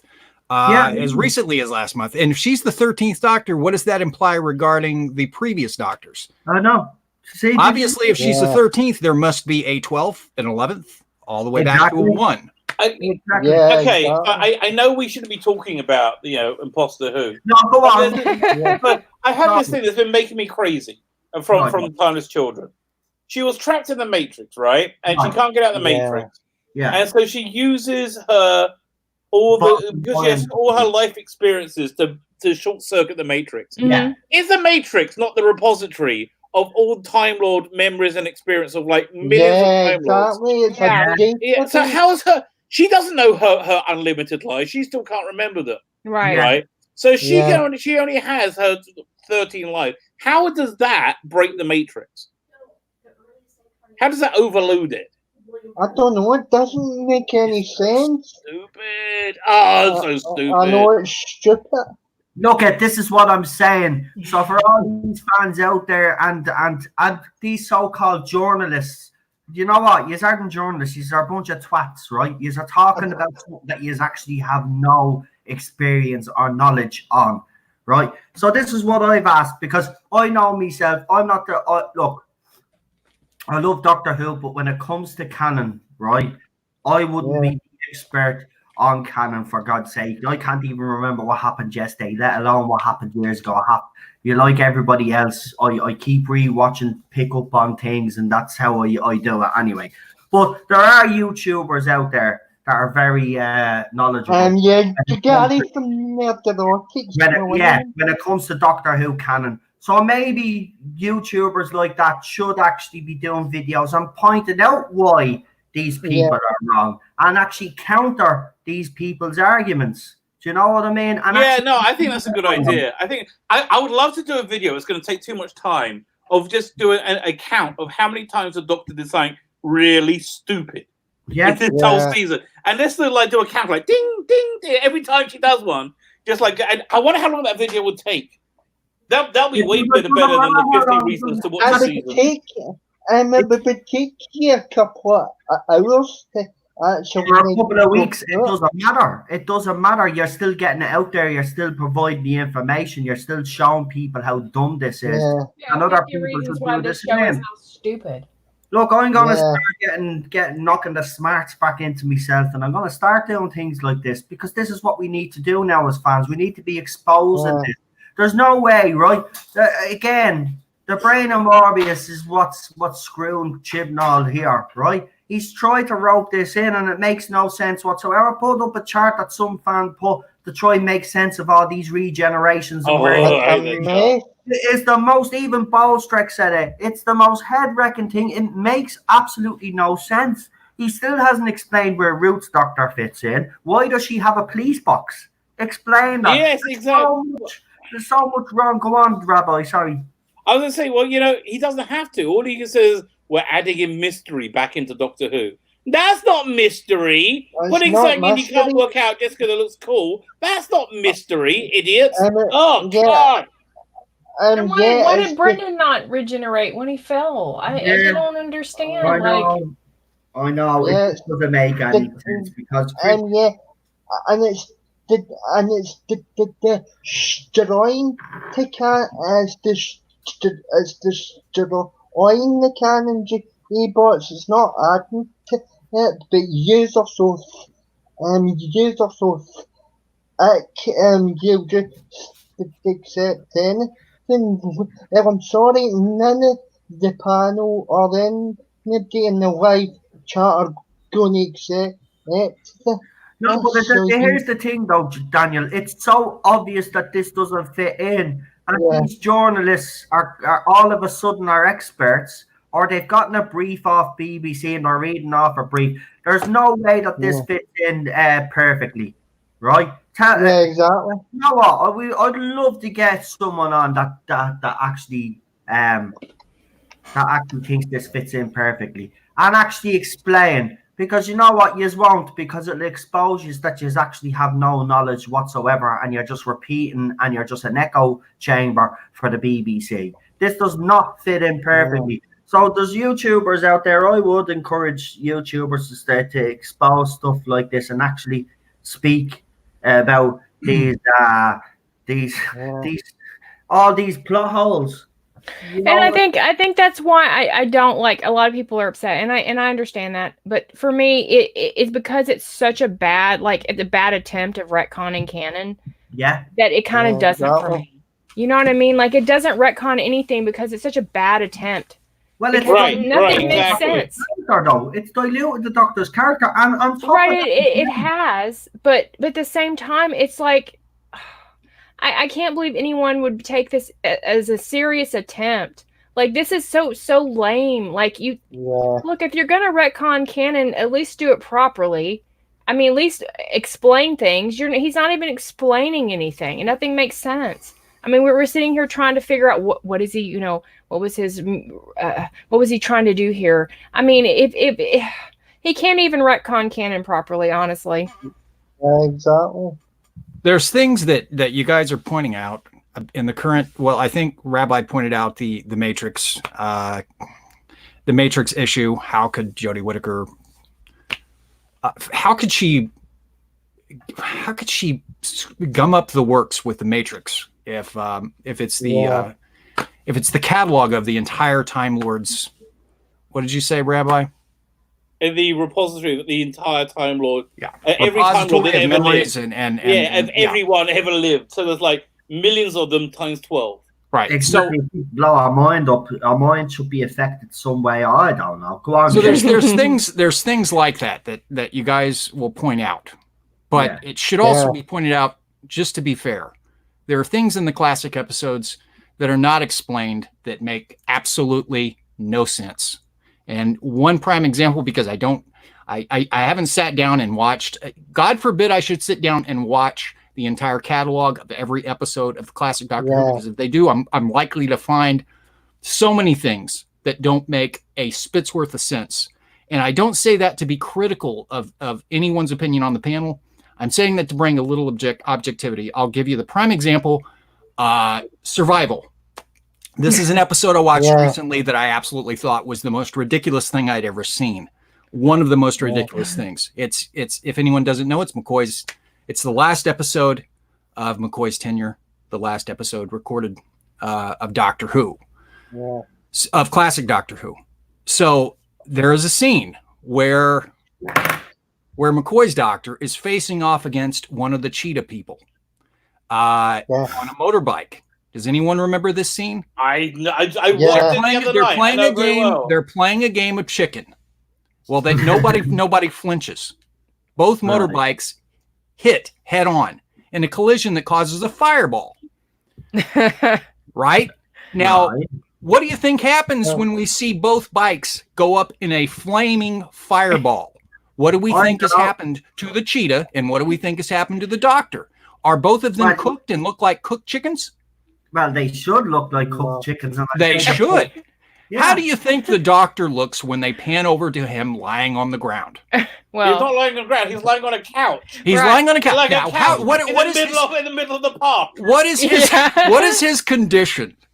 Pretty good. Pretty darn. I don't see even a hair singed. So this question was in fact answered in Doctor Who magazine's comic strip. I have to dig it out. But the Sixth Doctor left the couch and the mattress there at that exact spot, so for the Doctor to land on. It was a pre-existing thing. All right. So how did he escape? But how did he escape the fireball? By being the Doctor. Oh, well, does that explain? Now, I could buy into that if it weren't for the fact that the cheetah person was also ejected and landed on the ground without so much as a hair being singed. Oh well, he had black on him. He was all kind of burned up. No, he wasn't. Yeah, he was. No, he was. I didn't see that. No, but he died a few minutes later. Yeah, well, the master told him he know what to do, and but you would think if you're go look at somebody who's been in an actual explosion and tell me what they look like. This was 7:30 in 1989. You couldn't show so much. I'm saying you could at least make it look like they did in the Looney Tunes cartoons, where the dude looks like he's had a bomb exploded on his face. This is the real difference between British TV and American TV. British TV will have a lot more sex in it, like full frontal nudity, as like art at like 9 o'clock on a Wednesday night. But they will run away from violence. Like I remember in the 80s, they were. Wait a minute, Rabbi. Now hold on. I'm gonna push back a little here because in that same episode, one of the pedestrians on Perivale who was transported to the Cheetah Planet, planet of the Cheetah people, actually stabbed with one of the horns. If you remember, stabbed one of the Cheetah people. Now, if that's not an indicator of violence, but you don't see it. You see blood on the horn. Yeah, you're allowed to see again. There's these really specific and kind of arcane rules they had at the time. I was just saying, at the same time that the Doctor Who was showing, Miami Vice was on, but our episodes were about 35 minutes because they had to cut out any gun violence and things like. They actually show the interaction between him sticking the. Now they don't show the horn entering into the body, but they actually show. But it's below the frame. I said it's just they had these. No. It was the rules of the time. I'm telling you, it's crazy. But there were things you could show and things you couldn't show, and they talk about it a lot there's just a lot of violence they weren't allowed to show before. Well, they could have at least indicated that the cheetah person was somehow dead. Did he die? But he was still. But surprisingly, the cheetah person that was involved in that explosion was not dead after the explosion. The cheetah person was still breathing. Yeah. Right, but he died like a minute later when the. But that's not the point. If you're involved in an explosion, you're going to be dead. Yeah. Well, I guess he still had a lot of the supernatural elements of. Come on now, we're really reaching here. So all I'm saying is there's things that I can forgive it more because Sylvester McCoy and Sophie Aldred's performance. Right. I'm just pointing. If I had Whittaker going through this, I'd be like, "Oh, this is horrible." Listen. I'm just pointing out one example. All right. I could go on because I've only my experience with classic Doctor Who is pretty limited. But even in that limited experience, You want to take me to Inferno? I got a few up my sleeve with that as well.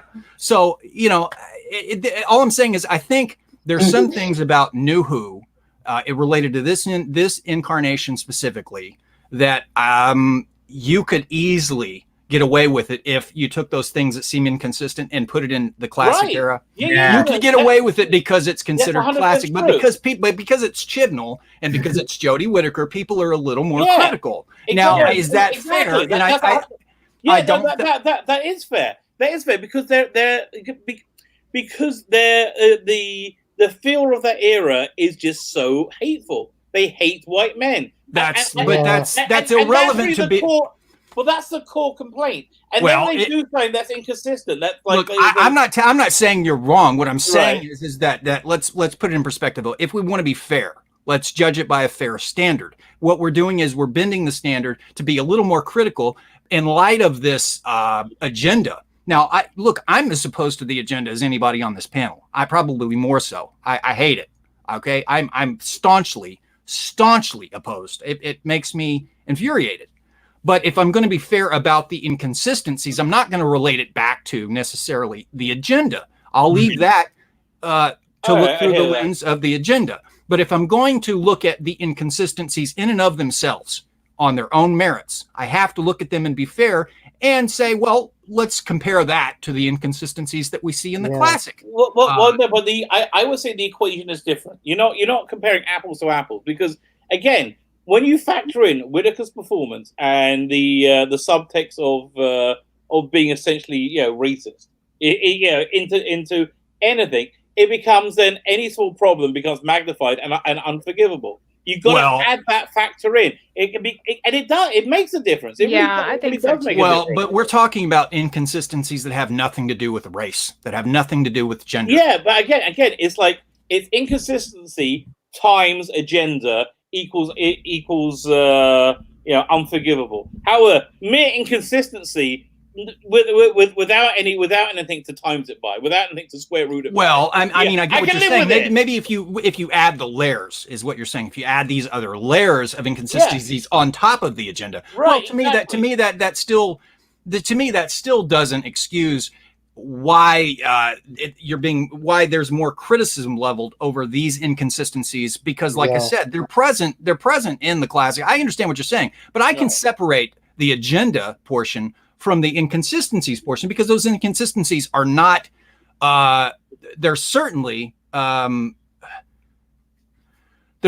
present in much of Classic Who. And even though, like I said, I can separate the agenda from the inconsistencies and see them in their own light. And I think if you do that, you're going to come away with, okay, well, I can kind of, if we apply this, let's apply the same standard that we apply to the classic episodes to this episode, and let's be fair about it. So that's why I say I think I understand why people are being critical, because when you look at the acting and you look at the writing, it's just atrocious.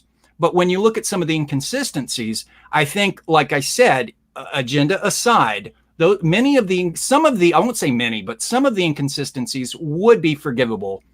And would not, no one would even bat an eye. 100%. They could make mistakes. They could do things that are stupid and don't make sense and have plot holes if they were like friendly towards us. If they were nicer, if they weren't hateful to us. And I think it boils down to this: the same thing as if you like somebody or don't like somebody. Mm-hmm. Most people have this similar amount of like good traits and bad traits. However, you don't like somebody, you do like someone because you identify with their bad traits, or you identify with the good traits. If you identify with the good traits, you're going to like them. If you identify with their bad traits, you're going to dislike them. You connect them. So the Chibnall Who has made us like zero in on their bad traits, and then anything else on top of that becomes completely intolerable.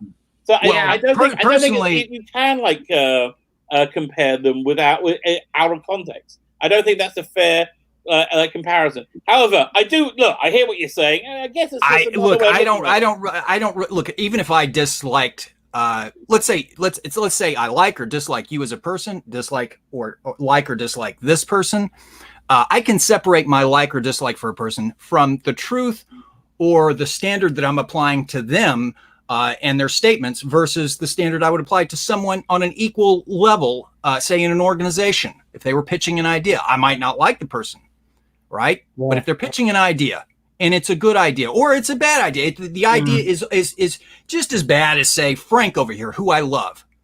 I'm not going to go, well, you know, or let's say Frank's idea was a good one. This guy comes up with an equally good idea, but because I don't like him, I say, well, you know, his idea has some flaws. Well, Frank's idea had the same flaws. It's just I like Frank. Well, that's not being fair. Yeah, I can, but I still think I still think your assessment of somebody is colored by your emotional state towards them. Sure, is that fair? It's human.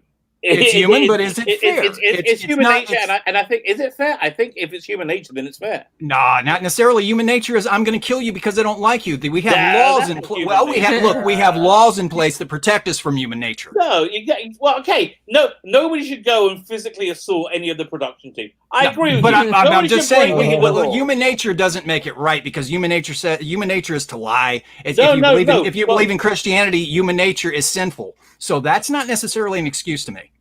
So but human nature makes something understandable, and you've got to factor that in. Well, you factor it in. It's a flaw. Human nature is flawed. So, in my opinion, this is a flaw. And if you admit it's a flaw, then we can say, hey, we're being unfair. To me, it's unfair. I mean, I don't think anybody's has any objection to that.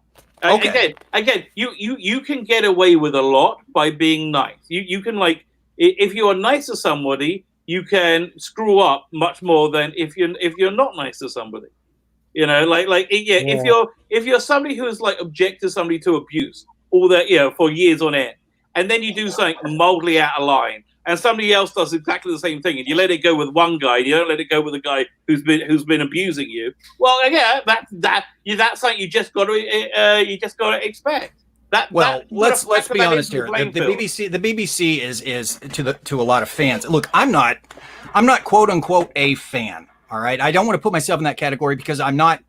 I'm not a guy who goes out of my way to watch Doctor Who. I'll watch it. I'll watch it to discuss it. But I don't want to consider myself a fan. So I have no dog in this fight. So therefore, I consider myself objective. Because I'm objective. Right. I can see that you're letting your emotions interfere and color your opinion of the episode. Like a fan of something can't be objective because they're in love with it. All right. Well, that to me is a flaw. But again, that's humanity. Yeah, but that doesn't excuse it. I don't know. I think it does. Okay, vive la différence. What can you say? We look at things differently. What's this on the screen? Now I'm confused. Right, hold on. Oh, that's the origin story. Anyway, first, I just want to read out this super chat from Rebecca Gold first. £5. The Robots of Death was a really good Tom Baker episode. We all agree, but what I want to actually show them there. Thank you for that super chat, Rebecca Gold. We'll get you on the panel next week. But I want to, I need to get rid of this banner now for a second. So hold on. Jesus, this bleeding thing is slow.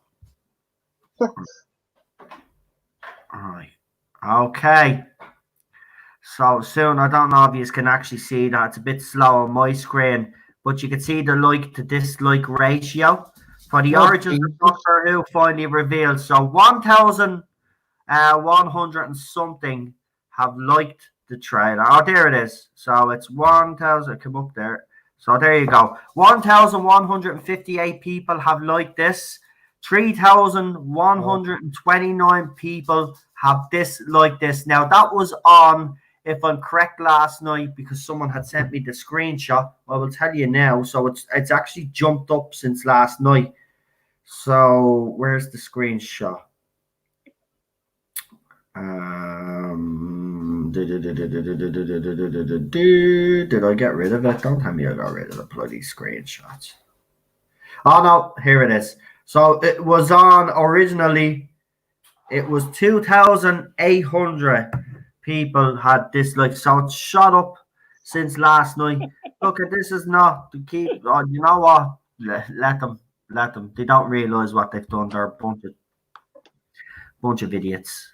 I've not. You know what? They've got themselves to blame. They've only got themselves to blame. this show goes under, it's their fault. I love it when things like this happen, because this is the stuff that's making them go crazy. Yeah. And yeah, if you really want to hurt the production team, like not hurt them, but you really want to like get to them, then the best way is to, without being hateful, ridicule them. People hate being made fun of, and like the more you laugh at Chibnall, the more he wants to leave. The more he becomes an object of derision and like laughter, the more he's gonna want to go. Yeah, but you know what's funny? The name of the show is called Doctor Who, and that feckin' Egypt is doing an origin story. I know. That's the purpose, Chibnall. It's called Doctor Who for a reason. It's not called Doctor. Oh, we know your name, or we know where you come from. All of a sudden, what the hell? You'll have to actually change the name of the show. You won't be able to call it Doctor Who anymore because we'll know who the Doctor is. You idiot. Oh my God, I don't know. This is the clown that they. Yeah. Origin story, me arse. We don't want an origin story. Just like we don't want to know the Doctor's name, real name. You know what I mean? We don't want to know, right? He chose the Doctor's name for a reason, and that's good enough. We just like the fact we know why he chose the name, but other than that, you don't tell us anymore. It's like when they did the whole Darth Vader story thread in Blood prequels, like. That kind of ruined the lore of Vader. He had some mystery around him. Now he doesn't have that mystery around him anymore. You're an idiot. Oh, I hate him. I wouldn't even get violent towards him. I'd just be like, why, you fool? Why? You got that such big an ego, you think you can come in and correct 57 years of history because you don't like it? Go and kiss me arse. What kind of fan are you? Get away. He's a clown. I have a video later on for you anyway that's going to make you laugh. Oh, and by the way, before I put the video up, I have to make this clear, and I'll make it clear in the video description as well. There is no way that I'm actually wishing Chris Chibnall dead, right? It just happens to be, there just happens to be a lyric in it that just happens to mention it, but there's another lyric.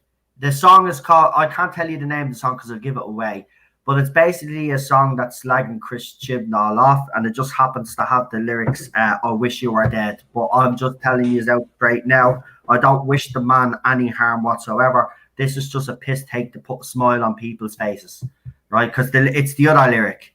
You will see what I mean. But that's already got weeks. Keaton, you haven't put it up yet. No, it's got to be funny. Actually, do you know what? Should I throw it up now, I wonder? See, here's the thing. If I get a strike on this one, I'm screwed. Uh-oh. Wait, now hang fire to laugh. Well, what are you thinking about throwing up? Right, okay, I'll just tell you. Right, the name of the song that I've chosen is called the Dickhead Song. Right? Well, in the lyrics, it has when your man is singing the song, he turns around and says, "Well, I wish you were dead." But I'm just trying to tell people I'm not wishing Chris Chibnall dead. But the reason why I chose the song is because the song is called "He's a Dickhead" or "You're a Dickhead," and that's why I. It's a very apt song. Right, well, I chose that song, and there's a couple of things I put in the video that's not going to get me into trouble. It's just fans' comments in those articles that I was telling you about. I've thrown them up in video form. I have a couple of photographs with chibis as well, just to throw up there for you as well. But that's it. So, but the J-Bots, so I will make it clear in this link. I will make it clear. No, not actually. It's just a smile on fans' faces because I know people have been upset, and you know, it made me laugh.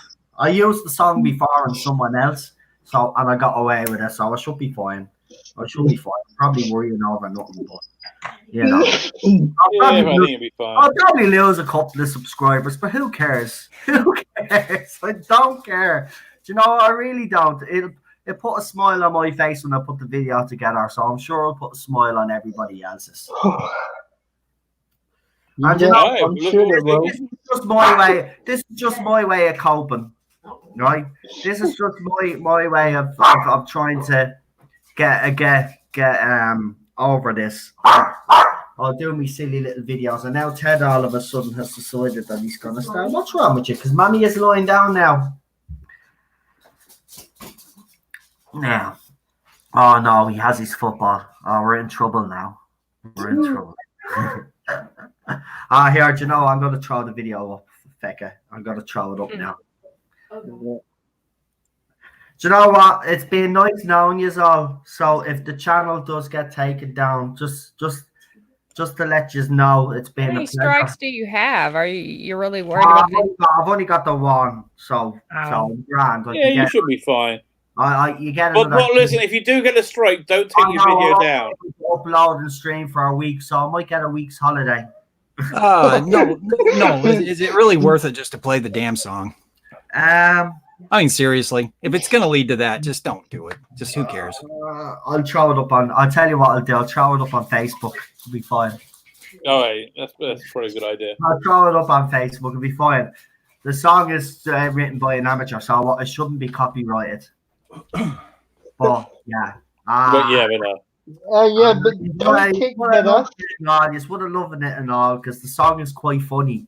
This is what I mean. The song is funny. It's just like even your man that's singing the song, he's not wishing the person that he's singing the song dead. He's just, and you be mean to me and you don't listen to me and all. You're a dickhead. You're a dickhead. And all like that. It's funny. It's funny. Oh, brilliant. Hey, did the consolidated figures come out yet? Actually, no, that'll be tomorrow, Monday? I think. Let me have a look. That's normally on. This tomorrow is Monday evenings. Right. We'll have a quick look.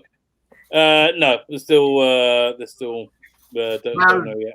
Tomorrow's stream, if I do one, will be the last one on the Chib era until I get, obviously, if I get any source information, I'll throw it out there. But I won't be talking about our era or his era after Monday.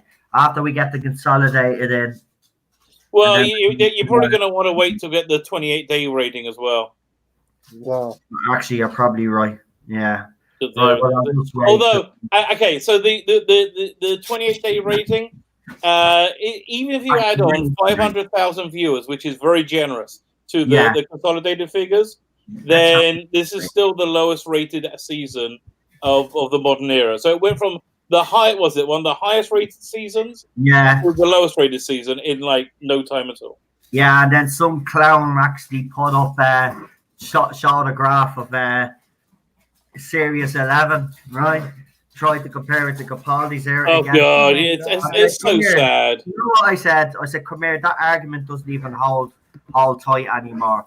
I said, listen, you can do whatever you want to defend this, but at the end of the day, the fans have spoken and the audience has walked away. It's as simple as that. And you can try to deny it all you want. It's obvious. It's there. If this is how we judge success, as I've said on this panel many a time, if this is how we judge success, the ratings nosedive, and well, then I tell you something, TV must have changed because it was all about the ratings years ago. It was all, shows would always put, ITV and BBC especially during the 80s and 90s would often clash with each other. Because the two of them would have big shows on at the same time. It was always who would win the ratings war, right? And now they're telling us nowadays ratings mean absolutely nothing. But it's funny. It meant a lot like last year when they thought they were good. Exactly. But now it doesn't because now it's like ratings. Yeah. I say no. Well, I would like to do something to put a smile on people's faces. The competition. Yes. So again, the competition is to win the Curse of Fenric, and I haven't seen the winner in the chat, which is a shame, but never mind. So the winner is this fantastic Twitter handle: Conquer the Universe with Astrology. Conquer the Universe with Astrology. You have won the Curse of Fenric. Congratulations. Congratulations. That is a cool handle by the. It's a great story. Yeah. Right, Rabbi, tell us what is this week's competition. This week's one I picked out from the pile, The Visitation. Wow. Eric Sayward story from what, 83? This will be, was it 82, 83? Is it 82? 82. Sorry, 82. So is this a 2-disc set? Yeah, 2-disc set, special edition. Wow. Tons of extras on it. So let's say the hashtag to win this, you go to my channel, subscribe to the channel, like any of the videos, and leave the hashtag. I think this week will be Fire. How about that? Because it ends with the Fire of London. And the hashtag Fire. And next week we'll pull the name out of the hat to see who wins it. Yeah, cool. Of course, the person that has won tonight, obviously, if you're watching, if you're not watching, how long have they got to collect the prize? Because you did this last. So all right. So listen, I'll contact them tomorrow. If I don't hear from them in a week, then it'll be the second name out of the hat. Right. We'll get there. But I'll contact him this week. Right, grand. Well, that was something nice there now. So congratulations to the winner. Well done, Rabbi. That's fair play to you for doing that, actually. Well, you know, because like I bought the Blu-rays here. I'll show you. Where did I put that thing? I just had it right. Oh yeah, I bought the Blu-rays, which has the Visitation on it. So like, so I was either going to like put that in a cupboard and let it like gather dust. Yeah, but here. By the way, if anybody has these Blu-rays and they want the classic covers, just get in contact. I'll send them to you. Yeah, you don't see the Jodie Whittaker logo ever again. Yeah, I hate that. I hate that logo. Rabbi, I might get in contact with you. No problem. There you go. Oh yeah, that looks so much better than the one. Doesn't it? It fits. Right. Yeah, I don't like that stupid logo. Yeah, exactly. So yeah, I have all these ready to go. I got to do the next one, but what was it? Who was saying they love Robots of Death? That's coming out next month, I think. Rebecca. Oh yeah, well there you go, Mega Geek. It's coming out next month. I'm looking forward to that. Yeah, and it'll probably get lost in the mail again. Like what happened with our orders. I'm glad I actually didn't get them, because if I had seen that Easter egg, I probably would have flipped out. And by the way, can I just actually say, because I want to say this again, because the J-bots again, you know, they're saying the reason why we have a problem with Sasha's Easter egg being in the faceless ones is because we're racist. Actually, that's further from the truth. Myself, especially myself, I actually think he's a great master. Now, I know he's not. Yeah, I've said the same. I know he's not popular with most fans out there, but that argument again is weak. It's nothing got to do with that. It's got to do with what happened on Sunday, and now we're hearing this is happening. So that's why we're again about. It's nothing got to do with his race whatsoever. Yes, there was a small minority of the Not My Doctor crowd that did attack. You there, Noel? I think we just lost him. He'll be back in a second. Yeah. This is the default dismissive logic that they always use. Anytime you say something that they don't agree with, you're either racist, misogynistic, you're hateful. It's just the default rationale. It's the default dismissive rationale that's used anytime you say something they don't like, or you try to justify your opinion. They don't want to hear it. So this is par for the course. Nothing to see here, folks. Same old bullshit that they throw at you every time you say something they don't like. It's old. It basically waters down. Yeah, right. It basically waters down the term racist, and you know, to the point of being irrelevant. And I get tired of hearing it. You know, if you're going to call someone a racist, actually put. You know, what would they do if someone wore a KKK outfit in a video and had a burning cross with Sacha Dhawan's picture burning alongside it? That's, you know, what would they would lose their mind? You know, that's racism. You want to talk about I don't like an Easter egg with this person because they don't want to hear that, because there's logic attached to it. They just ignore that shit. So it's stuff like that just annoys the hell out of me.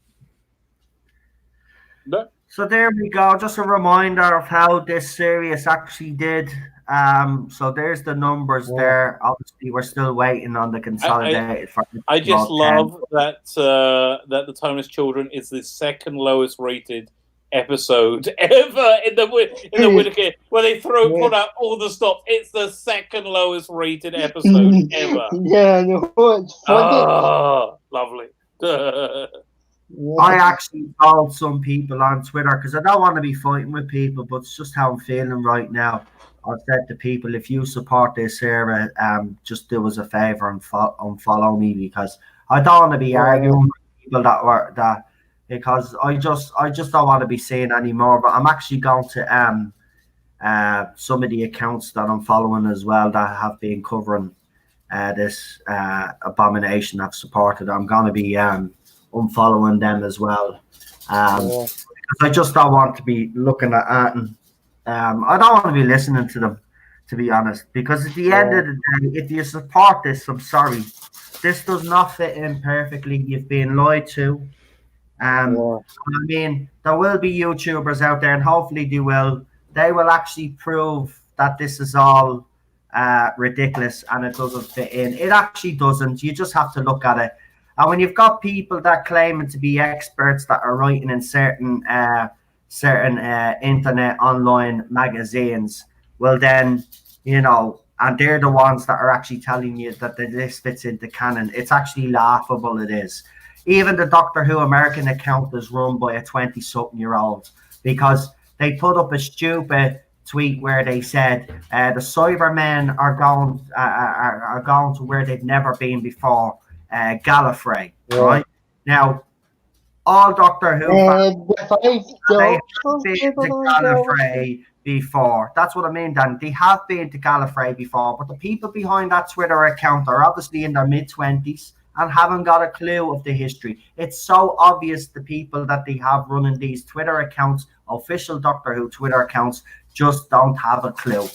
And this is the problem that we have. And these are the people that are reinforcing this, that this fits in perfectly. Okay, if it fits in perfectly, then one of you idiots do a video and show us how this all fits in perfectly. And I can guarantee you then when you do that video, you will have about 6, 7, 8, maybe 9 responses off other YouTubers to actually break apart every single argument that you make and will actually dispute it. It does not fit in perfectly into canon. This is what they're throwing around.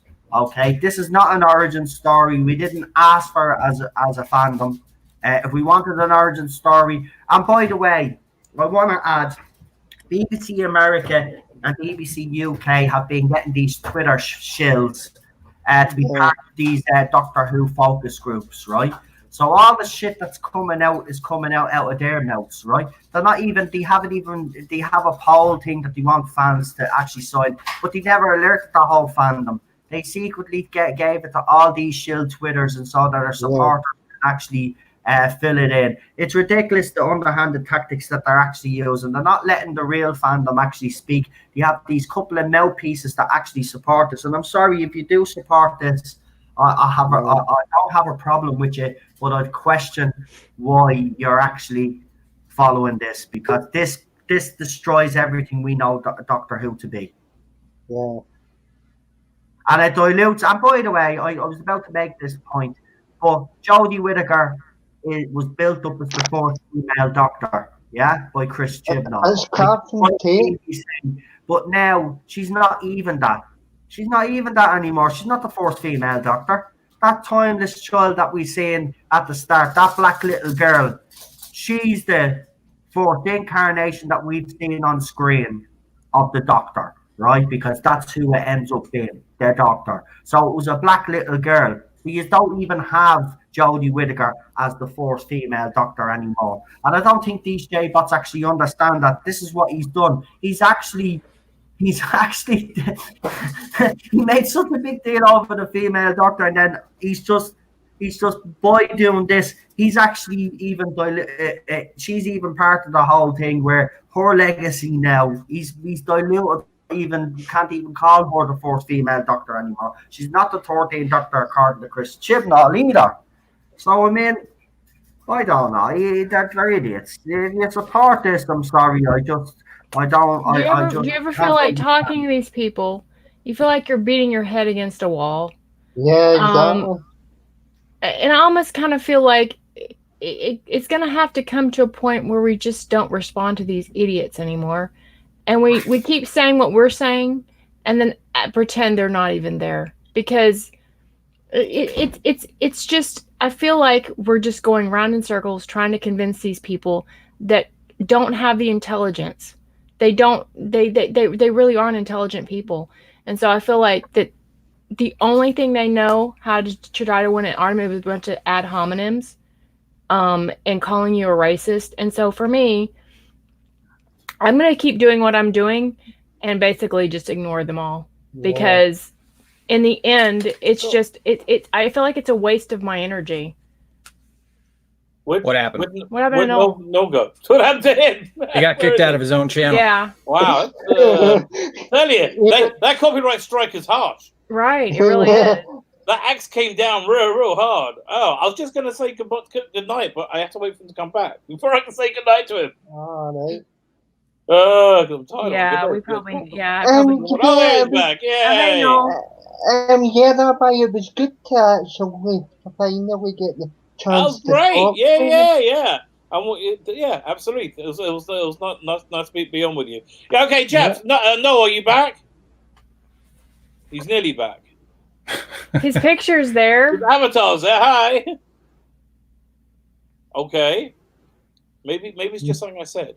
Noel, it was nice having you on, buddy. Yeah, we'll just take over your stream now. Yeah, we'll probably. I keep trying to leave, but I feel bad when you're man down. This is his way to stop you from leaving, Rabbi. Oh, there you go. Hey. It's all a ruse. Can you hear me? Yeah? J-Bot. Yeah, you're back, mate. All right, because me avatar is not the other way when the volume's on the avatar. Oh, there it is. It's moving. Yeah. This computer just completely froze because I put up that bloody link.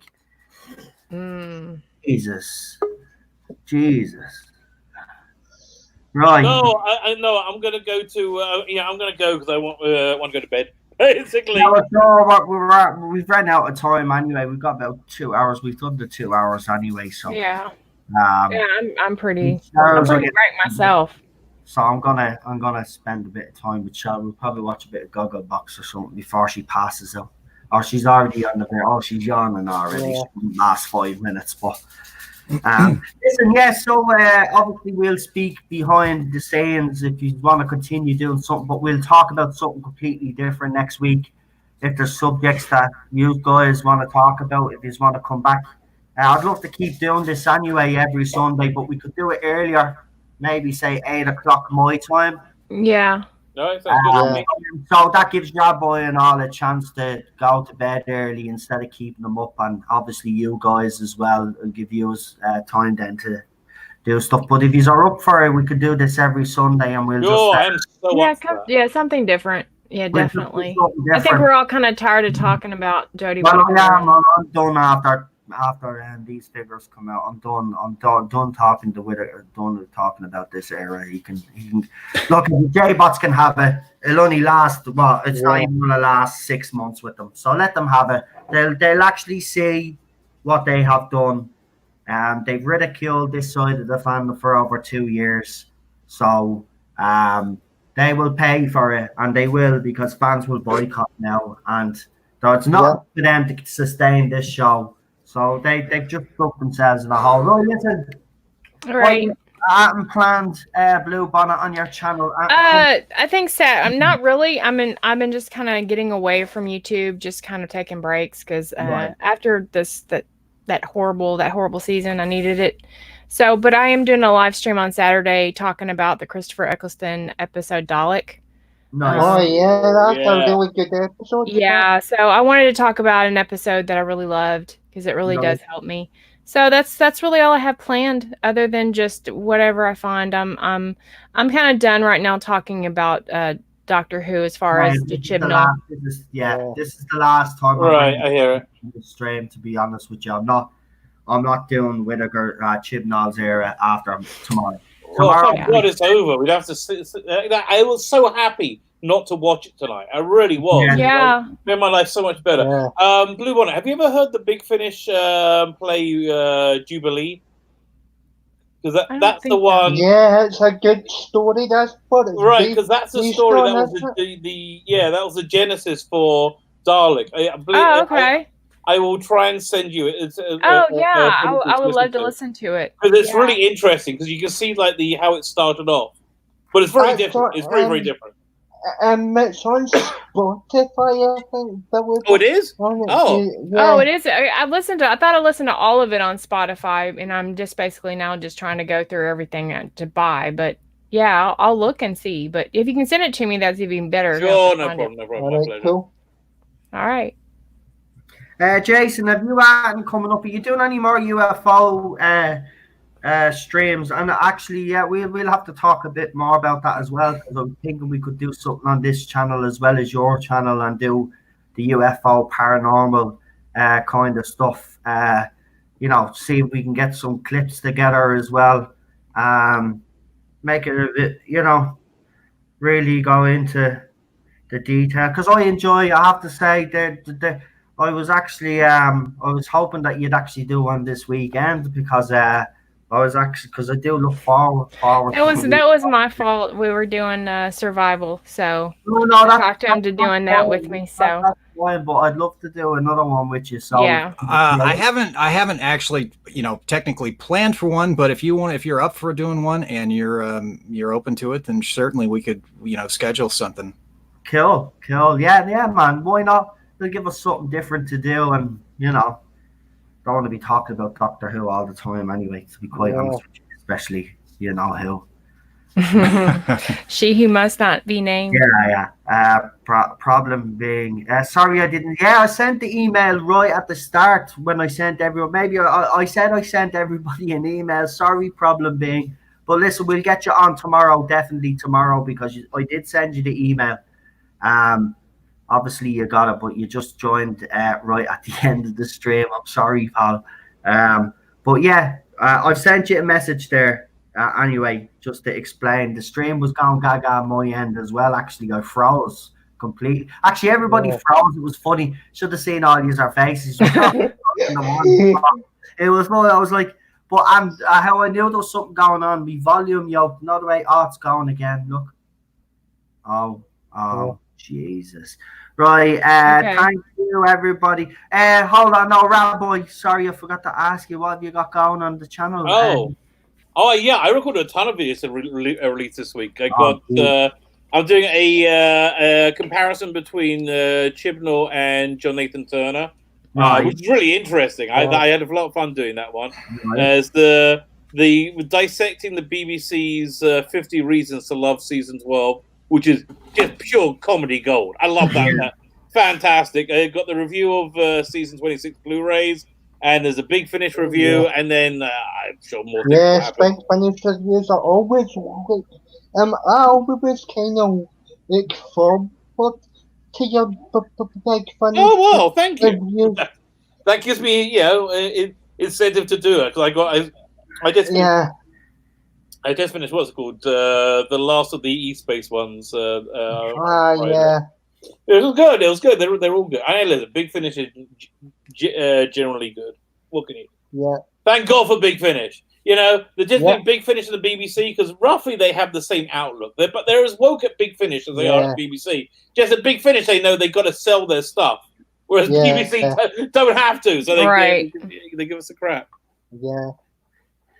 Daniel, have you anything coming up? Because I know you're considering what stream plans. What is it? I've got my stream tomorrow. Highlighting the animation, the ASOS animation article that you directed me to, because I think fans need to be aware of it, and you need to be aware before they go out and buy it, what they're actually buying, and try and encourage that side of the fandom to not purchase it and stuff.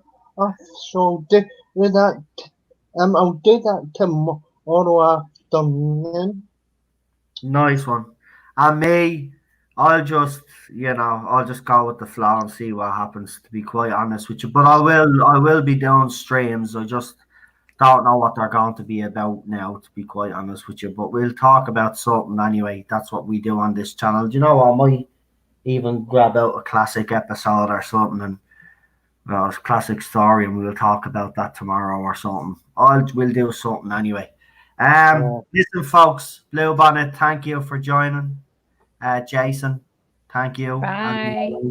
Rabbi, pleasure. Night.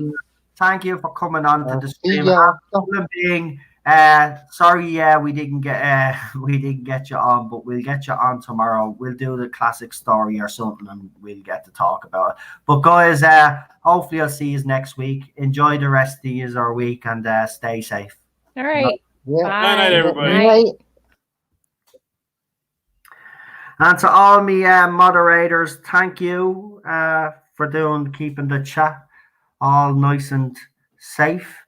And everybody that contributed with super chats, thank you. And everybody in the comments as well. Some interesting comments, I have to say. Unknown has actually put up the BBC complaints. Don't forget to still continue to actually send in those emails. And also, as I said, if you're looking up a newspaper article online, and if you could go into the comment section there, and as I said, screenshot some of these complaints. If you want to send them to me, I'll throw them up on Facebook and Twitter, like I have been doing, alerting the BBC that this is not actually going down well with the fandom, because if you were to listen to them, everything is perfect. But we're going to show that it isn't. So listen, folks, good night. Talk to you all tomorrow night. Have a good one.